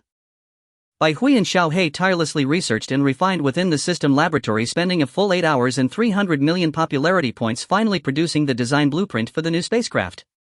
This spacecraft's performance far surpassed that of the Dragon Soar 1, with a volume more than 10 times larger. It was the fruit of Bai Hui and Xiaohei's continuous improvements and joint efforts. In the system laboratory, Bai Hui had already tested it successfully, and every aspect of the spacecraft's design was optimized to perfection. Through Xiaohei's data interaction, Bai Hui copied the blueprint into Xiaohei's database and transferred it to the outside world. That very day, Bai Hui took the new spacecraft design to see the Grand Elder. This time it was just the two of them. The other elders were busy with their affairs. Bai Hui and the second elder talked for an entire morning before finally leaving Zhonghai. No one knew what they had discussed. A month later. Since his meeting with the Grand Elder, Bai Hui had gone to a location in the vast northwestern desert the very next day. There, 200 meters underground, lay a subterranean base filled with advanced automated production lines where countless mechanical arms worked tirelessly. In addition, a group of people in dust-proof suits were constantly adjusting the equipment. Leading them was none other than Bai Hui. This underground base was designated for producing the most critical component of the anti-gravity spacecraft, the anti-gravity engine. Buried 200 meters deep with a concrete ceiling overhead, even a massive mushroom bomb could not destroy it. Furthermore, on the surface above the base, a military unit was stationed guarded by countless tanks and fighter jets, ensuring its security. This underground base was a secret of the highest order. Apart from the workers inside who knew its purpose, only a handful of the guarding soldiers on the surface were aware. Moreover, they had prepared for long-term isolation. Even the technical personnel in the base had to remain there for extended periods. To return home, they had to undergo extremely stringent reviews and obtain signed approvals from high-ranking leaders. And even if approved, 2 escorts would secretly follow to prevent any leakage of secrets. There was no choice, this place was too vital. The anti-gravity engine was the core of the space age. If anything went wrong here, it would be a devastating blow to the entire Dragon Nation, potentially losing the initiative in the space era. To ensure ample energy for the production lines, Dragon Nation had specially built a nuclear fission reactor in the underground base with a capacity of 1,750 megawatts. And all the production equipment here was the most advanced internationally. Some machines were so rare that even the entire Dragon Nation possessed only a handful. Elder Yang, I finished debugging the production line. Next, conduct trial production. If all goes well, this facility can produce over a dozen anti-gravity engines per month. It'll trouble you to oversee things here. Bai Hui, clad in a white dustproof suit, addressed an elderly man in his 60s or 70s beside him. This man, named Yang Guozhong, had an illustrious background. Elder Yang Guozhong was an academician of the Academy of Engineering and a highly respected physicist. The engines for Dragon Nation's earlier Dragon Boat series of rockets were largely developed under his leadership. Including the most advanced hydrogen-oxygen rocket engine currently in use, it was researched and developed by Elder Yang. He had dedicated his life to Dragon Nation, and at the age of 7 Taitwo he insisted on remaining on the front lines. Anyone who heard this elder's name would feel profound respect. About a month ago, Elder Yang volunteered himself to the Grand Elder and became the overall director of this underground base. The Grand Elder was deeply concerned for Elder Yang given his advanced age of 72. The living conditions in this underground base were Spartan, and working here would be extremely arduous. How could an octogenarian endure such harsh circumstances? The Grand Elder tactfully refused at first, but yielded to Elder Yang's earnest entreaties and ultimately gave his consent. Elder Yang was a pure physicist, utterly captivated by an anti-gravity technology that could propel humanity into the space age. Within this base he had unfettered access to anti-gravity technology. The entire Dragon Kingdom had classified it as top secret, accessible only to relevant researchers. Over the past month, Elder Yang, despite his advanced age, behaved like a student, incessantly questioning Bai Hui about anti-gravity. Bai Hui held nothing back from the old man, imparting the entire theoretical framework of anti-gravity and the engine design blueprint. Facing an eminent elderly physicist, Bai Hui was neither nervous nor timid, but spoke with eloquence. The more Elder Yang heard, the more astounded he became. This 23-year-old youth possessed a depth of knowledge that seemed like a fathomless ocean. Bai Hui's insights on certain physical problems had already surpassed the prevailing physics of this world. Elder Yang even vaguely felt that Bai Hui resembled a profoundly learned old sage, having transcended the conventional framework of physical theory and viewing problems from an entirely different perspective. It was analogous to how in ancient times people took for granted that an apple fell to the ground, considering it a matter of course. In the modern era, however, Newton pondered why the apple must fall and not ascend skyward. There must be some force at work, and thus he proposed universal gravitation. Perhaps in the distant future humanity's perspective on the falling apple would shift again. For instance, if the apple is influenced by gravity, then how does gravity arise? How does it act upon objects, and what is its true essence?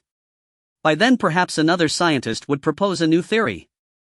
Elder Yang was unaware that Bai Hui's mind stored the scientific knowledge of an entire second-tier civilization, whereas Earth was merely a first-tier civilization. The gap between them was an entire tier, which made Bai Hui appear unfathomable and erudite. Elder Yang, ignorant of this, simply regarded Bai Hui as an unprecedented genius. Yes, a genius. A genius comparable to Newton and Einstein. The theories they proposed each inaugurated an era. Now Bai Hui's anti-gravity theory was inaugurating a space age. Elder Yang's heart surged with excitement. He seemed to envision a near future where the Dragon Kingdom stood atop the world with no nation daring to look down upon it. Now, hearing Bai Hui's words, Elder Yang understood that he was about to leave. A faint reluctance stirred within Elder Yang. Over the past month he had learned so much new physics from Bai Hui. The more Elder Yang understood, the clearer his perception of the world became. This sensation was truly exquisite. It is precisely humanity's thirst for the unknown that drives the relentless exploration of scientific peaks and the continuous advancement of civilization. Elder Yang lamented how swiftly time passed and muttered alas as the production line debugged so quickly. I wish it could have taken a little longer. The researchers nearby could not help but lower their heads and chuckle upon hearing this. Bai Hui was also amused. So you sir actually hoped this anti-gravity engine production line wouldn't be finished? Yet Elder Yang also understood the importance of this production line to the Dragon Kingdom. He sighed and said, Xiao Hui, you can rest assured leaving this place in my hands. I promise you with me here nothing will go wrong. Bai Hui smiled and replied, Elder Yang, with your word I am at ease. Whenever I have time I will certainly come and visit you. Elder Yang paused and his wrinkled face broke into an excited smile. Good you rascal, you'd better keep your word. Alright, I promise. Elder Yang chuckled, fine with your assurance. This old man is relieved. Then let's begin testing the production line. Bai Hui's expression turned solemn and the group of researchers behind him also withdrew their smiles, earnestly commencing their tasks. The anti-gravity engine produced this time boasted performance several times superior to that of the Longting 1 engine.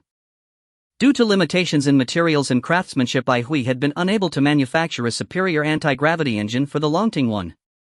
After all, funds were limited at that time and many materials could only be used in weakened versions, resulting in poor performance and high energy consumption. The anti-gravity engine now in production utilized the finest materials and craftsmanship of the Dragon Kingdom, with its volume and performance several times greater than before. This production line could produce at most a dozen engines per month, roughly one every 1 to 2 days. Of course, this was trial production. At full capacity an engine could be manufactured in less than a day. The production line emitted a faint vibration from the servo motors as countless robotic arms, guide rails and sensors worked incessantly. Bai Hui and Elder Yang directed the operations nearby. Deep underground at 200 meters there was no distinction between day and night. Everyone could only rely on their watches to tell the time. By evening a genuine anti-gravity engine had finally been produced, standing silently before them. The anti-gravity engine stood over 3 meters tall, 1 meter wide and weighed more than 10 tons. Soon the workers mounted it onto the test platform. A thick cable was connected to the engine to supply power. A peculiar hum arose as the anti-gravity engine began to operate and the entire test platform slowly ascended. Everyone held their breath, their eyes fixed unblinkingly on the test platform. Finally it lifted off and the thrust value stabilized at around 160 tons, meeting expectations. Yes. Excellent, we did it. Everyone applauded joyfully, for this signified that the anti-gravity engine production line had been successfully debugged and was ready for mass production. Bai Hui had no further part to play here, he had far more critical matters to attend to. The staff here would continue testing the anti-gravity engine's stability, extreme performance, maximum operational duration and its working conditions in harsh environments. Bai Hui breathed a sigh of relief. The anti-gravity production line was finally calibrated. This marked the end of his work here. He would leave to oversee the construction of the new anti-gravity spacecraft. The lunar spacecraft had actually begun construction a month ago. He had handed the blueprints to the Grand Elder, claiming they were designs he had conceived long ago. The Grand Elder said nothing, merely casting a profound glance at Bai Hui. Bai Hui's heart still harbored some unease, feeling as though the Grand Elder had seen through him. There was another matter: he had also revealed Xiao Hei's existence to the Grand Elder. The Grand Elder's expression shifted dramatically upon hearing this, and he immediately warned Bai Hui not to disclose it to anyone else. The implications were far-reaching. Bai Hui naturally would not share it lightly again. Xiao Hei was a product of a second-tier civilization, something no first-tier civilization could create. It could already be considered a form of strong artificial intelligence. The greatest distinction between strong and weak artificial intelligence is that the former can think autonomously while the latter merely operates according to predetermined logic. A step beyond strong AI lies intelligent life akin to a system.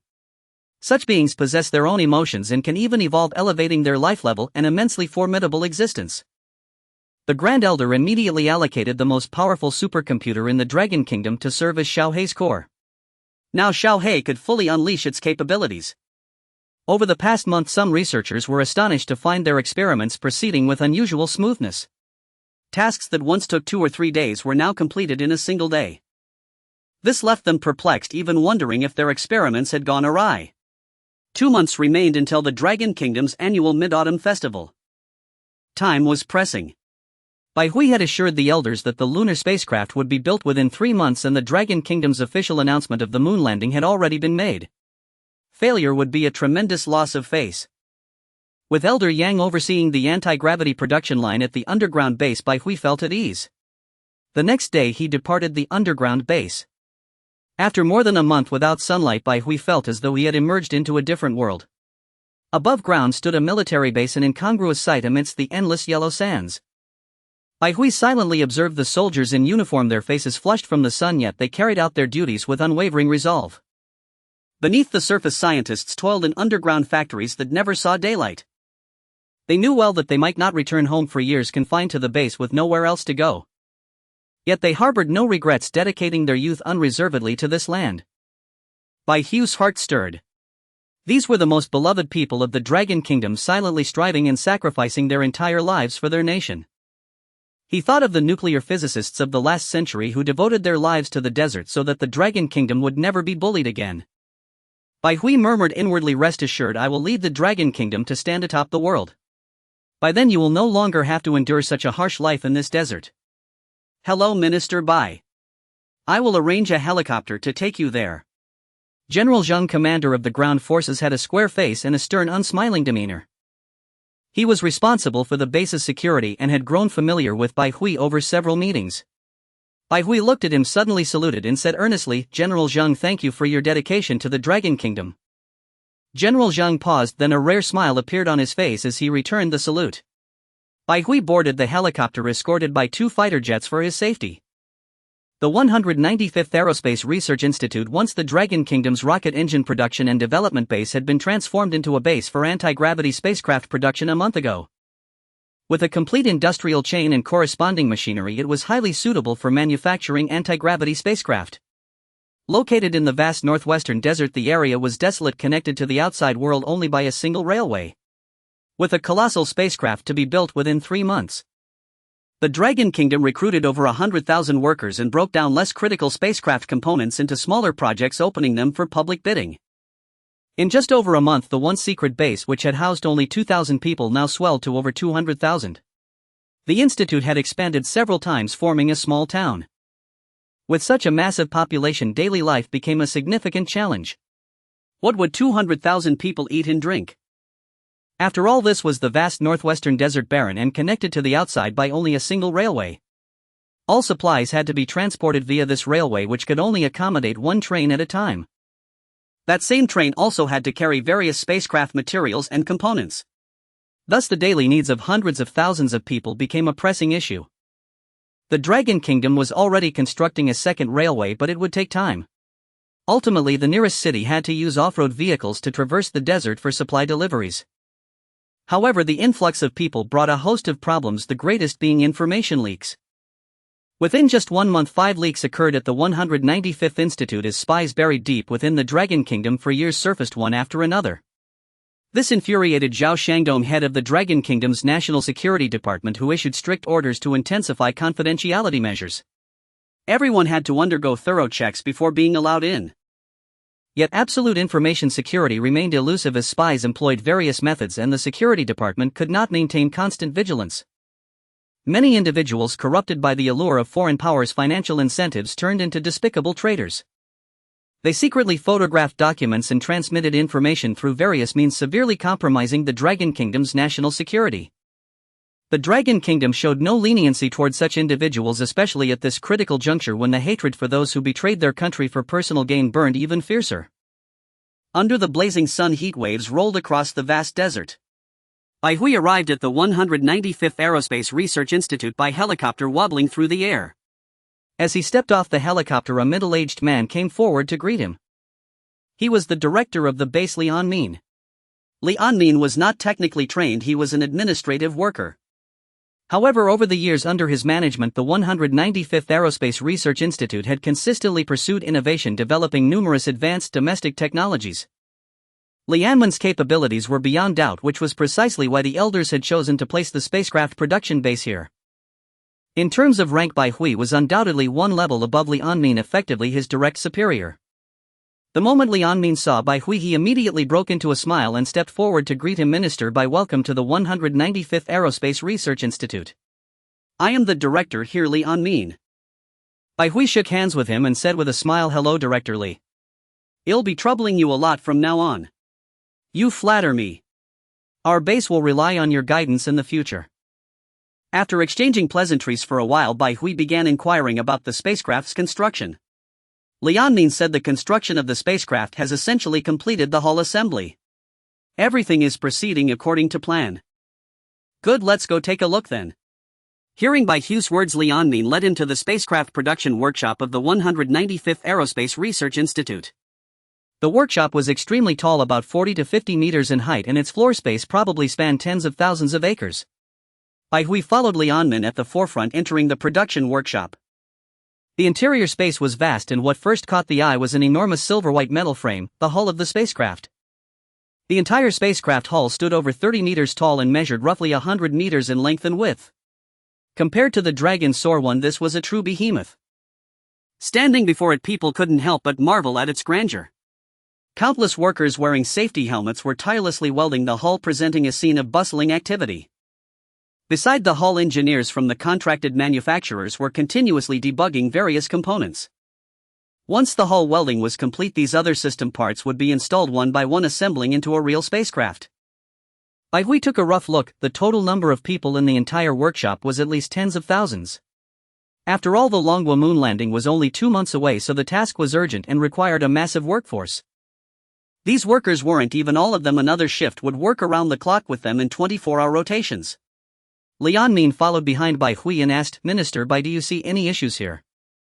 Li Anmin knew that in the field of anti-gravity spacecraft, only Bai Hui in the world had the ultimate authority, because he was the inventor of the anti-gravity technology. These days everyone was working according to the blueprints Bai Hui had provided, but no one was certain about the quality of their work. The experts at the 195th Aerospace Research Institute still hadn't fully grasped the specific functions of those spacecraft blueprints. Thus they were continuously exploring and researching. Bai Hui pondered for a moment and said, Director Li, how about this? I'll be here for the next 2 months. If you encounter any problems during production, you can always come to me. This anti-gravity spacecraft was designed with nuclear power, with a theoretical maximum weight of over 3500 tons, and would be equipped with 24 anti-gravity engines. Moreover, during the mid-autumn moon landing, the spacecraft would carry a main module of a lunar base weighing over 500 tons with interior space as large as a building. It would remain on the moon as the main cabin of the lunar base, and astronauts would stay there to conduct scientific experiments. With such a massive spacecraft, imperfections were inevitable during production due to varying processes and worker oversights. Numerous problems would inevitably arise, all of which required Bai Hui's coordination to resolve. For instance, just now Bai Hui had noticed at least 3 non-compliant spots on the spacecraft's hull. These might seem like minor issues, but when the spacecraft flew into space, even the smallest flaws could cause an explosion with catastrophic consequences. That's wonderful. On behalf of the 195th Aerospace Research Institute, I thank Minister Bai. Li Anmin said excitedly. Bai Hui shook his head and replied, no need to thank me, it's just my duty. Next, Li Anmin gathered engineers, researchers, and worker supervisors from various manufacturers and formally introduced Bai Hui. Unexpectedly, everyone had already recognized Bai Hui. A researcher greeted him excitedly, God Bai, hello. I'm your fan. God Bai, can you give us an autograph? The crowd surged forward, acting like starstruck fans as if they had seen their idol. God Bai. Bai Hui was puzzled. When had he earned this title? It was no surprise he was unaware he hadn't been online for an entire month. He didn't know that on Weibo and Jihu his fame had rivaled that of top-tier celebrities. Even now, topics about Bai Hui were still trending on the hot search list. The stock price of Bai Hui's family company Bai Group had multiplied several times. Even his parents Bai Yongyang and Lin Wanqing had become internet celebrities with tens of millions of followers. Li Anmin silently took out his phone and showed it to Bai Hui. After carefully searching for topics about himself, Bai Hui was both amused and exasperated. He never expected that even after graduating from university he had become the other people's child in teachers' mouths. He said helplessly, hello everyone, I'm Bai Hui. Since you all already know me, I won't introduce myself. I hope that in the days ahead we can learn from each other, make progress together, and do our work well. Thank you. The crowd burst into enthusiastic applause, and Bai Hui proceeded to give everyone autographs one by one. By the time he finished, his hand had gone numb from signing. These researchers were indifferent to internet celebrity stars, but they deeply admired Bai Hui, the inventor of anti-gravity technology, behaving like fervent fans. Finally, the crowd dispersed, leaving only the supervisory leaders of the workers. Bai Hui pointed out the 3 non-compliant areas he had just discovered on the hall, instructing them to correct them as soon as possible. In the dead of night, with a bright moon and sparse stars, Bai Hui had dinner and was then led by Lianmin to another workshop. As he stepped inside, he was momentarily stunned. His eyes immediately fell upon the center of the workshop, where a spacecraft he had personally built, the Dragon Soaring, was displayed. Several elderly men in white dustproof suits were tirelessly studying the spacecraft. They were academicians of the Dragon Kingdom, each having made immense contributions to the nation. It was thanks to them that the Dragon Kingdom thrived today. Now they gathered around the Dragon Soaring, engaged in fervent discussion. Incredible! I still can't fathom the principle behind this anti-gravity technology. To understand anti-gravity, one must have the relevant theories. Otherwise we are completely in the dark, clueless about its working mechanism. Haha, thank goodness this technology was invented by our Dragon Kingdom. If it were created by the Beacon Nation, it would be terrifying. Haha, with anti-gravity technology our Dragon Kingdom can enter the space age, overtaking others on the curve and becoming the world's strongest nation. Alas, if only the young inventor of this anti-gravity technology were here, we wouldn't be fumbling around like this. The elderly men, deeply engrossed in the anti-gravity technology of the Dragon Soaring, failed to notice Bai Hui and Lianmin entering. Lianmin cleared his throat, interrupting their conversation and drawing their attention. An old man turned around, saw Bai Hui, and froze for a moment. This elder was none other than Zhou Jiangwo, the former chief designer of the Dragon Boat series spacecraft. Having watched Bai Hui's live broadcast, he recognized him instantly. "Are you Bai Hui?" Bai Hui nodded and said, "Yes, esteemed professors and academicians, I am Bai Hui. Please call me Xiao Hui." Bai Hui dared not act presumptuously before these elders. Each was a national treasure of the Dragon Kingdom, the pillars of its scientific community. Bai Hui. The academicians' eyes lit up. One of them, an academician from the Academy of Sciences, eagerly said, "Haha, Bai Hui, you've come just in time. Tell us about the principle of this anti-gravity engine." Before Bai Hui could react, the elders pulled him over. Zhou Lao shook his head and scolded with a smile, "Old Neo, can't you change that temper of yours?" Old Neo ignored him entirely, his gaze fixed on Bai Hui with a burning desire for science. Bai Hui did not keep them in suspense. Facing the academicians without timidity, he began to speak eloquently. Anti-gravity technology is a new theory. In the space around us there exist countless particles unknown to humanity. Among them are 2 types: positive gravity particles and negative gravity particles. As we all know, gravity is a widespread force, but how does it act on objects? Humanity once proposed action at a distance, but in truth no force operates at a distance. Forces require some medium to act between them. Thus gravity arises from positive gravity particles. To launch a spacecraft into space, we must overcome this gravitational force. Everything in the world has yin and yang aspects. Besides positive gravity particles, I discovered their antiparticles, which I call negative gravity particles. These 2 types of particles behave like magnets. By utilizing the properties of negative gravity particles, we can overcome gravity. The academicians listened with rapt attention, not daring to breathe lest they miss a single word. Lianmin had already tactfully left. This was a secret beyond his knowledge. Realizing this, he immediately notified the Dragon Security Department to dispatch personnel to guard the area. Upon learning that Bai Hui was explaining the principles of anti-gravity technology to the academicians, Zhao Shangdong, the director of the Dragon Security Department, turned pale and immediately deployed all his members to secure the workshop. Though not at the 195th Aerospace Institute, Zhao Shangdong took a special flight there upon hearing the news. He ordered that without his command no one was to leave the institute that night. This matter was of utmost importance. Anti-gravity technology was the most classified secret of the Dragon Kingdom, and he almost felt like reproaching Bai Hui. "If you were going to explain anti-gravity technology, couldn't you have informed me first so I could make arrangements before you continued? Had it been leaked, the responsibility would have been immense." This was the theory of anti-gravity technology. If it fell into the hands of the Beacon Nation, they could master it quickly. How would he explain that to the elders? That night everyone at the 195th Aerospace Institute was strictly forbidden from leaving. Anyone who had inadvertently passed by the workshop during Bai Hui's lecture was subjected to rigorous scrutiny. All covert forces were fully mobilized. Any suspicious individual was to be apprehended without mercy. Bai Hui never expected that he had once again inadvertently caused such a commotion. Time passed slowly. In the following days, Bai Hui remained at the 195th Aerospace Institute guiding the spacecraft's construction. Unbeknownst to him, the international scene had become turbulent. Over the past few months, Emperor Pu had first convened an international conference in the Beacon Nation where he proposed harsher economic sanctions against the Dragon Kingdom. This proposal was immediately met with approval from many Western nations, and each country signed an economic sanctions treaty against the Dragon Kingdom at the conference, historically known as the Beacon Pact.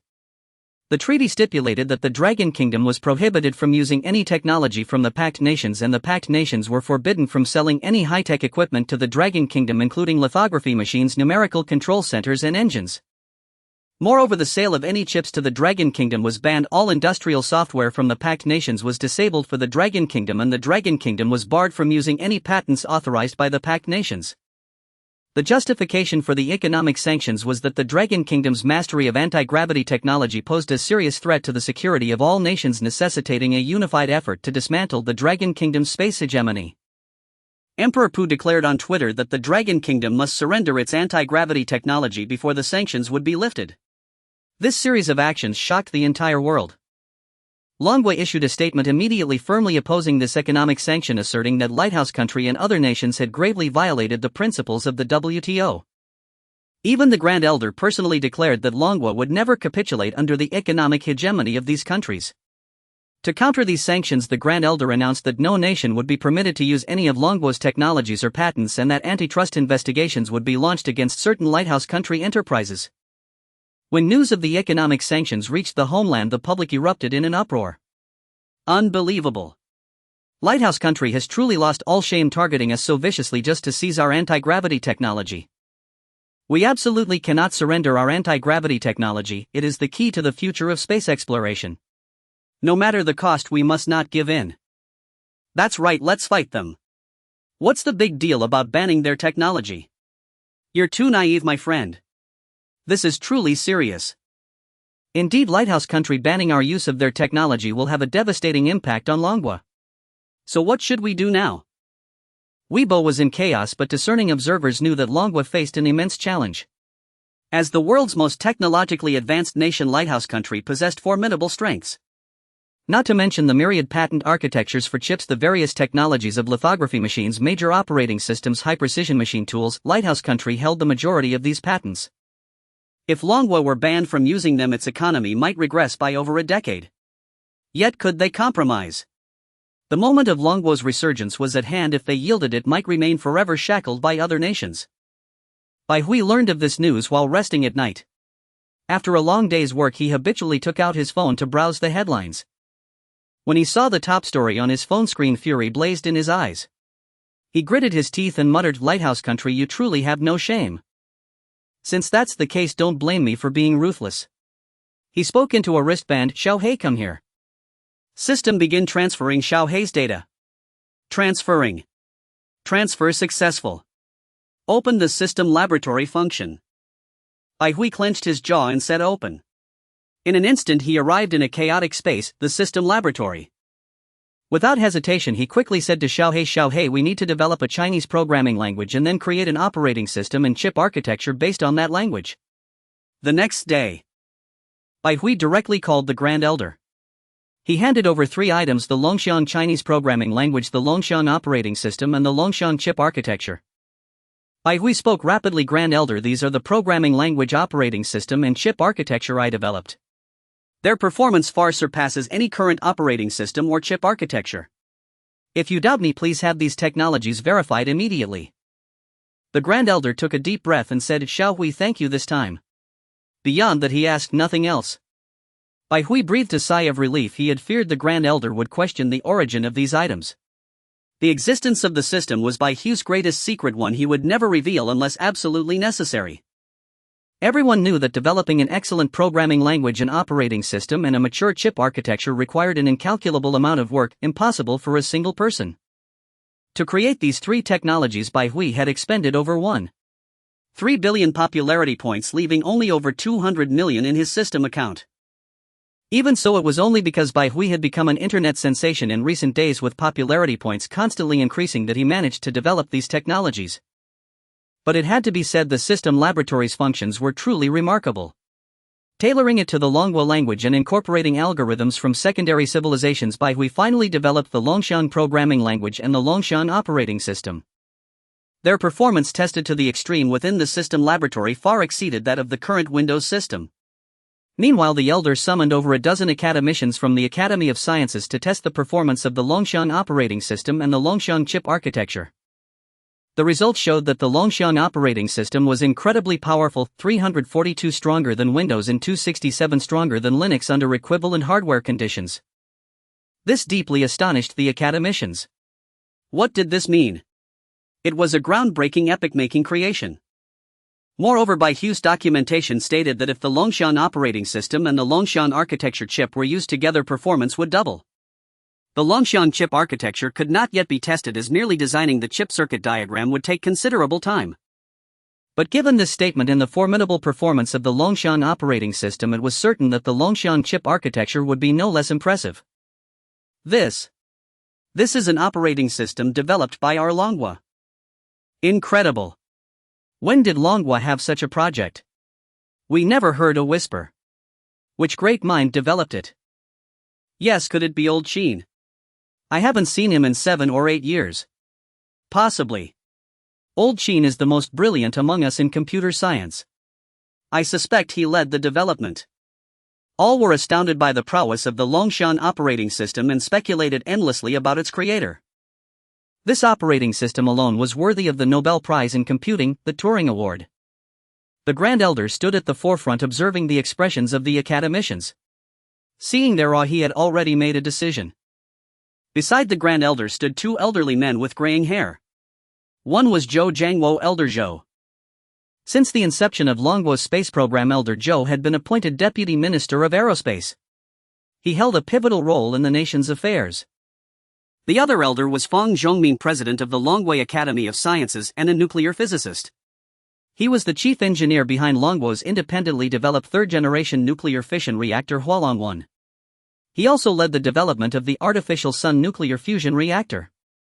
At that moment, both elders looked puzzled and asked softly, "Grand Elder, who developed this Longshan system?" Given their high security clearance, they should have been informed. Yet they had received no intelligence about the Longshan operating system or the Longshan chip architecture. The Grand Elder smiled faintly, his gaze distant, and said, "You will know in due time." That evening, the Grand Elder held another press conference and directly announced that the Dragon Kingdom would completely abandon foreign programming languages, simultaneously launching a domestically developed programming language, the Dragon Soar programming language. The Dragon Soar programming language is an intelligent programming language based on Chinese. Its compiler incorporates a portion of an artificial intelligence core capable of recognizing the meaning of input text and generating correspondingly compliant code, thereby greatly enhancing development efficiency. Any Dragon Kingdom citizen who understands Chinese can quickly learn to use it. At the same time, the Grand Elder also declared that the Dragon Kingdom would in the future exclusively use the domestically developed Dragon Soar chip architecture. This chip architecture differs from traditional chip instruction sets. It is more advanced and more intelligent. Traditional chip instruction sets have many advantages but also have drawbacks. They cannot handle massive amounts of data, such as the vast data of networks. If instruction sets were used to process this, it would be extremely slow because every byte of data must be processed by the CPU, making the speed very sluggish. Internationally, processing massive network data is often done using FPGA chips. The Dragon Kingdom's launched Dragon Soar chip architecture fully combines the advantages of both and also integrates AI, making its intelligence far surpass any other chip architecture in the world. The Dragon Soar chip architecture is specifically developed for the Dragon Kingdom's citizens and can only be used on the Dragon Soar operating system. The Dragon Soar operating system outperforms the Windows system by 342 and the Linux system by 267. This single statement from the Grand Elder astonished all Dragon Kingdom citizens. This was data spoken from the Grand Elder's mouth, and no one doubted its authenticity. Upon learning of the Dragon Soar system's formidable performance, netizens left messages online one after another. "When can we get to use the Dragon Soar system? I can't wait any longer." Triple the performance TSK TSK. I feel like my computer can last another 10 years. Triple the performance for gaming would be absolutely incredible. It's a pity the Dragon Source system has just come out. The software ecosystem is too poor. Perfecting the software ecosystem will probably take several years, right? Yeah, without software no one will use this powerful system. Nevertheless, the economic sanctions still inflicted a tremendous impact on the Dragon Kingdom. Just the next day many domestic factories were forced to shut down because they could no longer purchase the necessary chips and various high-precision components. These items were all on the sanctions list. They could previously only be bought abroad, and domestically these products could not yet be produced. Those factories could only resort to layoffs, leaving countless workers jobless. For the entire Dragon Kingdom this was undoubtedly a terrifying situation. At this point certain banana people stepped forward making wild statements on Weibo and Jihu. We're barely surviving, why not hand over the anti-gravity technology to the lighthouse country? The lighthouse country is a free nation. In their hands anti-gravity technology can lead humanity towards a brighter future. What use is anti-gravity technology? Since the lighthouse country needs it we should give it to them promptly. These words truly amused netizens. How were these banana people's worldviews cultivated? How could they be so bizarre? How could they even utter such words? After reading this I almost died laughing. Just because the lighthouse country needs our technology should we present it to them on a silver platter? As expected of banana people, how did your parents raise you? Well, the air in the lighthouse country is fresher than at home, so hurry up and immigrate. It's already 9012 and I can't believe there are still so many banana people in our Dragon Kingdom. Since the moon in the lighthouse country is rounder than ours, you'd better run along quickly lest you suffer from respiratory poisoning at home. The people of the Dragon Kingdom all have a scale in their hearts. Since these individuals' hearts are no longer with the Dragon Kingdom, let them leave. Each person has their own aspirations and chooses their own path. May each go their own way and no farewells needed. Unexpectedly, the Dragon Kingdom's authorities imposed sanctions on these individuals. Anyone who posts banana remarks online will have their entire family banned from purchasing aerospace funds and from enjoying the dividends of the future space era. For those who have already purchased aerospace funds, the Dragon Kingdom will immediately provide a full refund and revoke the fund shares. As soon as this sanction notice was released, those banana people began to wail and lament, hurriedly deleting their previous banana remarks and offering sincere apologies online. However, it was already useless. The Dragon Kingdom's authorities completely ignored them. Netizens, on the other hand, were amused and joyfully remarked, "Haha, that was brilliantly done. What's the use of apologizing now? Where were you before? Your hearts have already turned black and you still want to enjoy the dividends of the future space era." Of course, to counteract the economic sanctions from Western countries, the Dragon Kingdom also implemented a series of measures. For instance, immediately after the economic sanction treaty was issued, the Dragon Kingdom banned the export of rare earths. Rare earths are a non-renewable resource containing a wealth of rare elements. These rare elements are essential for manufacturing various high-performance materials and are indispensable in aerospace, medical equipment, industrial equipment. None can do without these rare elements. For example, aerospace engines use a large number of high-performance metal materials which require the addition of various rare elements to be produced. And the Dragon Kingdom possesses the world's largest rare earth mine with 80 of the world's rare earths produced there. To put it bluntly, banning rare earth exports directly seizes the lifeline of Western developed countries. All countries around the world were shocked. They had not expected the Dragon Kingdom to be so resolute this time, immediately banning rare earth exports as soon as the economic sanctions were announced. This was not the end. The Dragon Kingdom also continuously used foreign exchange to purchase various resources such as oil, iron ore, and so on. Trillions in foreign exchange reserves directly sparked a tsunami-like storm on the international market. The prices of oil and iron are skyrocketed, yet the Dragon Kingdom remained unfazed, desperately hoarding whatever resources it could buy as much as possible. One order after another was announced from the Grand Elder's mouth, sending shockwaves across the international community. They had not anticipated the Dragon Kingdom to be so uncompromising. This was clearly a mutually destructive strategy. At 6:30 in the evening, all television broadcasts ceased. What appeared on the screens was the figure of the Grand Elder, an elderly man with graying hair and a face etched with wrinkles who looked weary. At that moment, the Grand Elder addressed the viewers with solemn gravity. "Fellow citizens of Dragon Nation, we have now reached our most perilous hour. A few days ago, certain nations declared economic sanctions against our Dragon Nation, prohibiting our use of all their technologies. Dragon Nation, adhering to a spirit of friendly cooperation, has actively engaged in deep collaboration with countries around the world. But our Dragon Nation now faces unjust treatment. The Beacon Nation seeks to use economic sanctions to force us to surrender our independently developed anti-gravity technology. If we capitulate today, then in the near future, when our Dragon Nation develops other high-tech innovations, the Beacon Nation will once again use economic blockades to coerce us. Dragon Nation does not seek conflict, but it certainly does not fear it.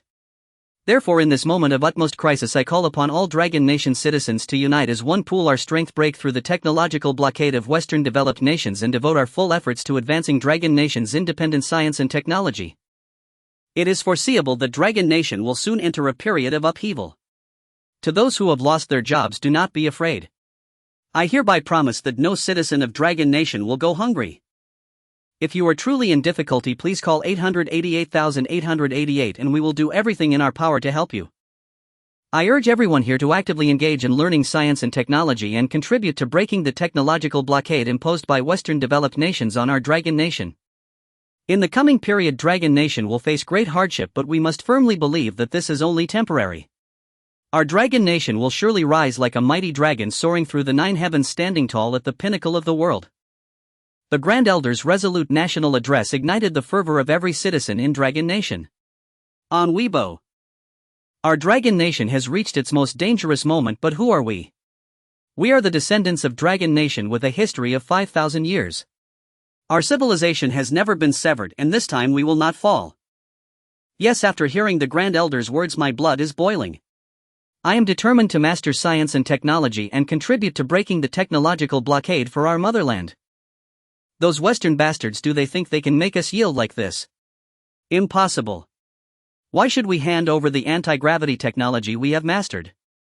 Would these Western nations ever give us their chip technology? Those who offend Dragon Nation, though far away, will be punished. One day they will regret this. It's truly a case of giving a dog a bad name and hanging it. Stay strong, Dragon Nation. Of course, the situation abroad was also grim. The global market economy is an integrated whole. It was the participation of various nations that brought prosperity to the world economy.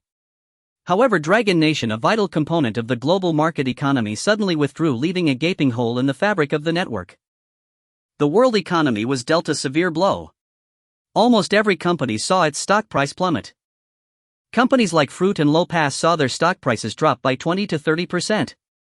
Relative to their massive market capitalizations, this meant the evaporation of hundreds of billions of dollars.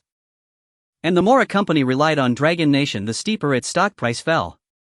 Countless investors wailed in despair, with cases of bankruptcy and suicide occurring frequently. Massive protests erupted in the Beacon Nation. People raged against Emperor Pu, clamoring for his resignation. Chaos reigned abroad. Of course, Dragon Nation also paid a heavy price. It was foreseeable that with the issuance of these orders, international trading companies would face closure one by one. Simultaneously, a large number of people would lose their jobs, plunging the entire Dragon Nation into tremendous upheaval. In response, Dragon Nation implemented various countermeasures, primarily focusing on retraining laid-off workers, teaching them advanced skills to adapt to other industries, especially in chips, the Dragon Source System, aerospace, and other sectors. These industries were in dire need of talent, particularly the aerospace industry, which saw an influx of capital as investors began to position themselves. In Dragon Nation today, anyone with foresight knew that the aerospace industry would become the nation's most crucial economic pillar. Any capital invested now would yield profits in the future.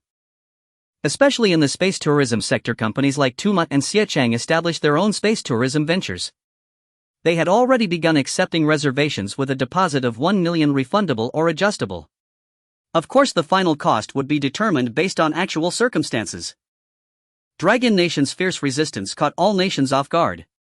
Once they recovered, the leaders of various countries were filled with indignation. In the Beacon Nation, Emperor Pu smashed his coffee cup to the ground in fury. Crack! The cup shattered into pieces. Emperor Pu directly summoned the intelligence director David. Bob entered. Once David arrived, Emperor Pu whispered a directive in his ear. Dragon Nation. At 10 o'clock in the morning, during work hours, countless office workers sat at their desks processing documents on their computers. Suddenly their screens went black. Numerous white-collar workers looked around in confusion. What was happening? Had the company lost power? Why had everyone's computer screens gone black? However, they soon realized the power was still on and some computers not connected to the internet continued to run normally. Was it a hacker attack? Everyone pulled out their phones browsing online news to find out the truth. Indeed, Weibo was already in an uproar. Countless people shared their experiences. Someone tallied them up and was horrified. It turned out that every computer in Dragon Nation running the Win system as long as it was connected to the internet had gone black. Even reinstalling the system couldn't get them to work. But the company servers were still running smoothly.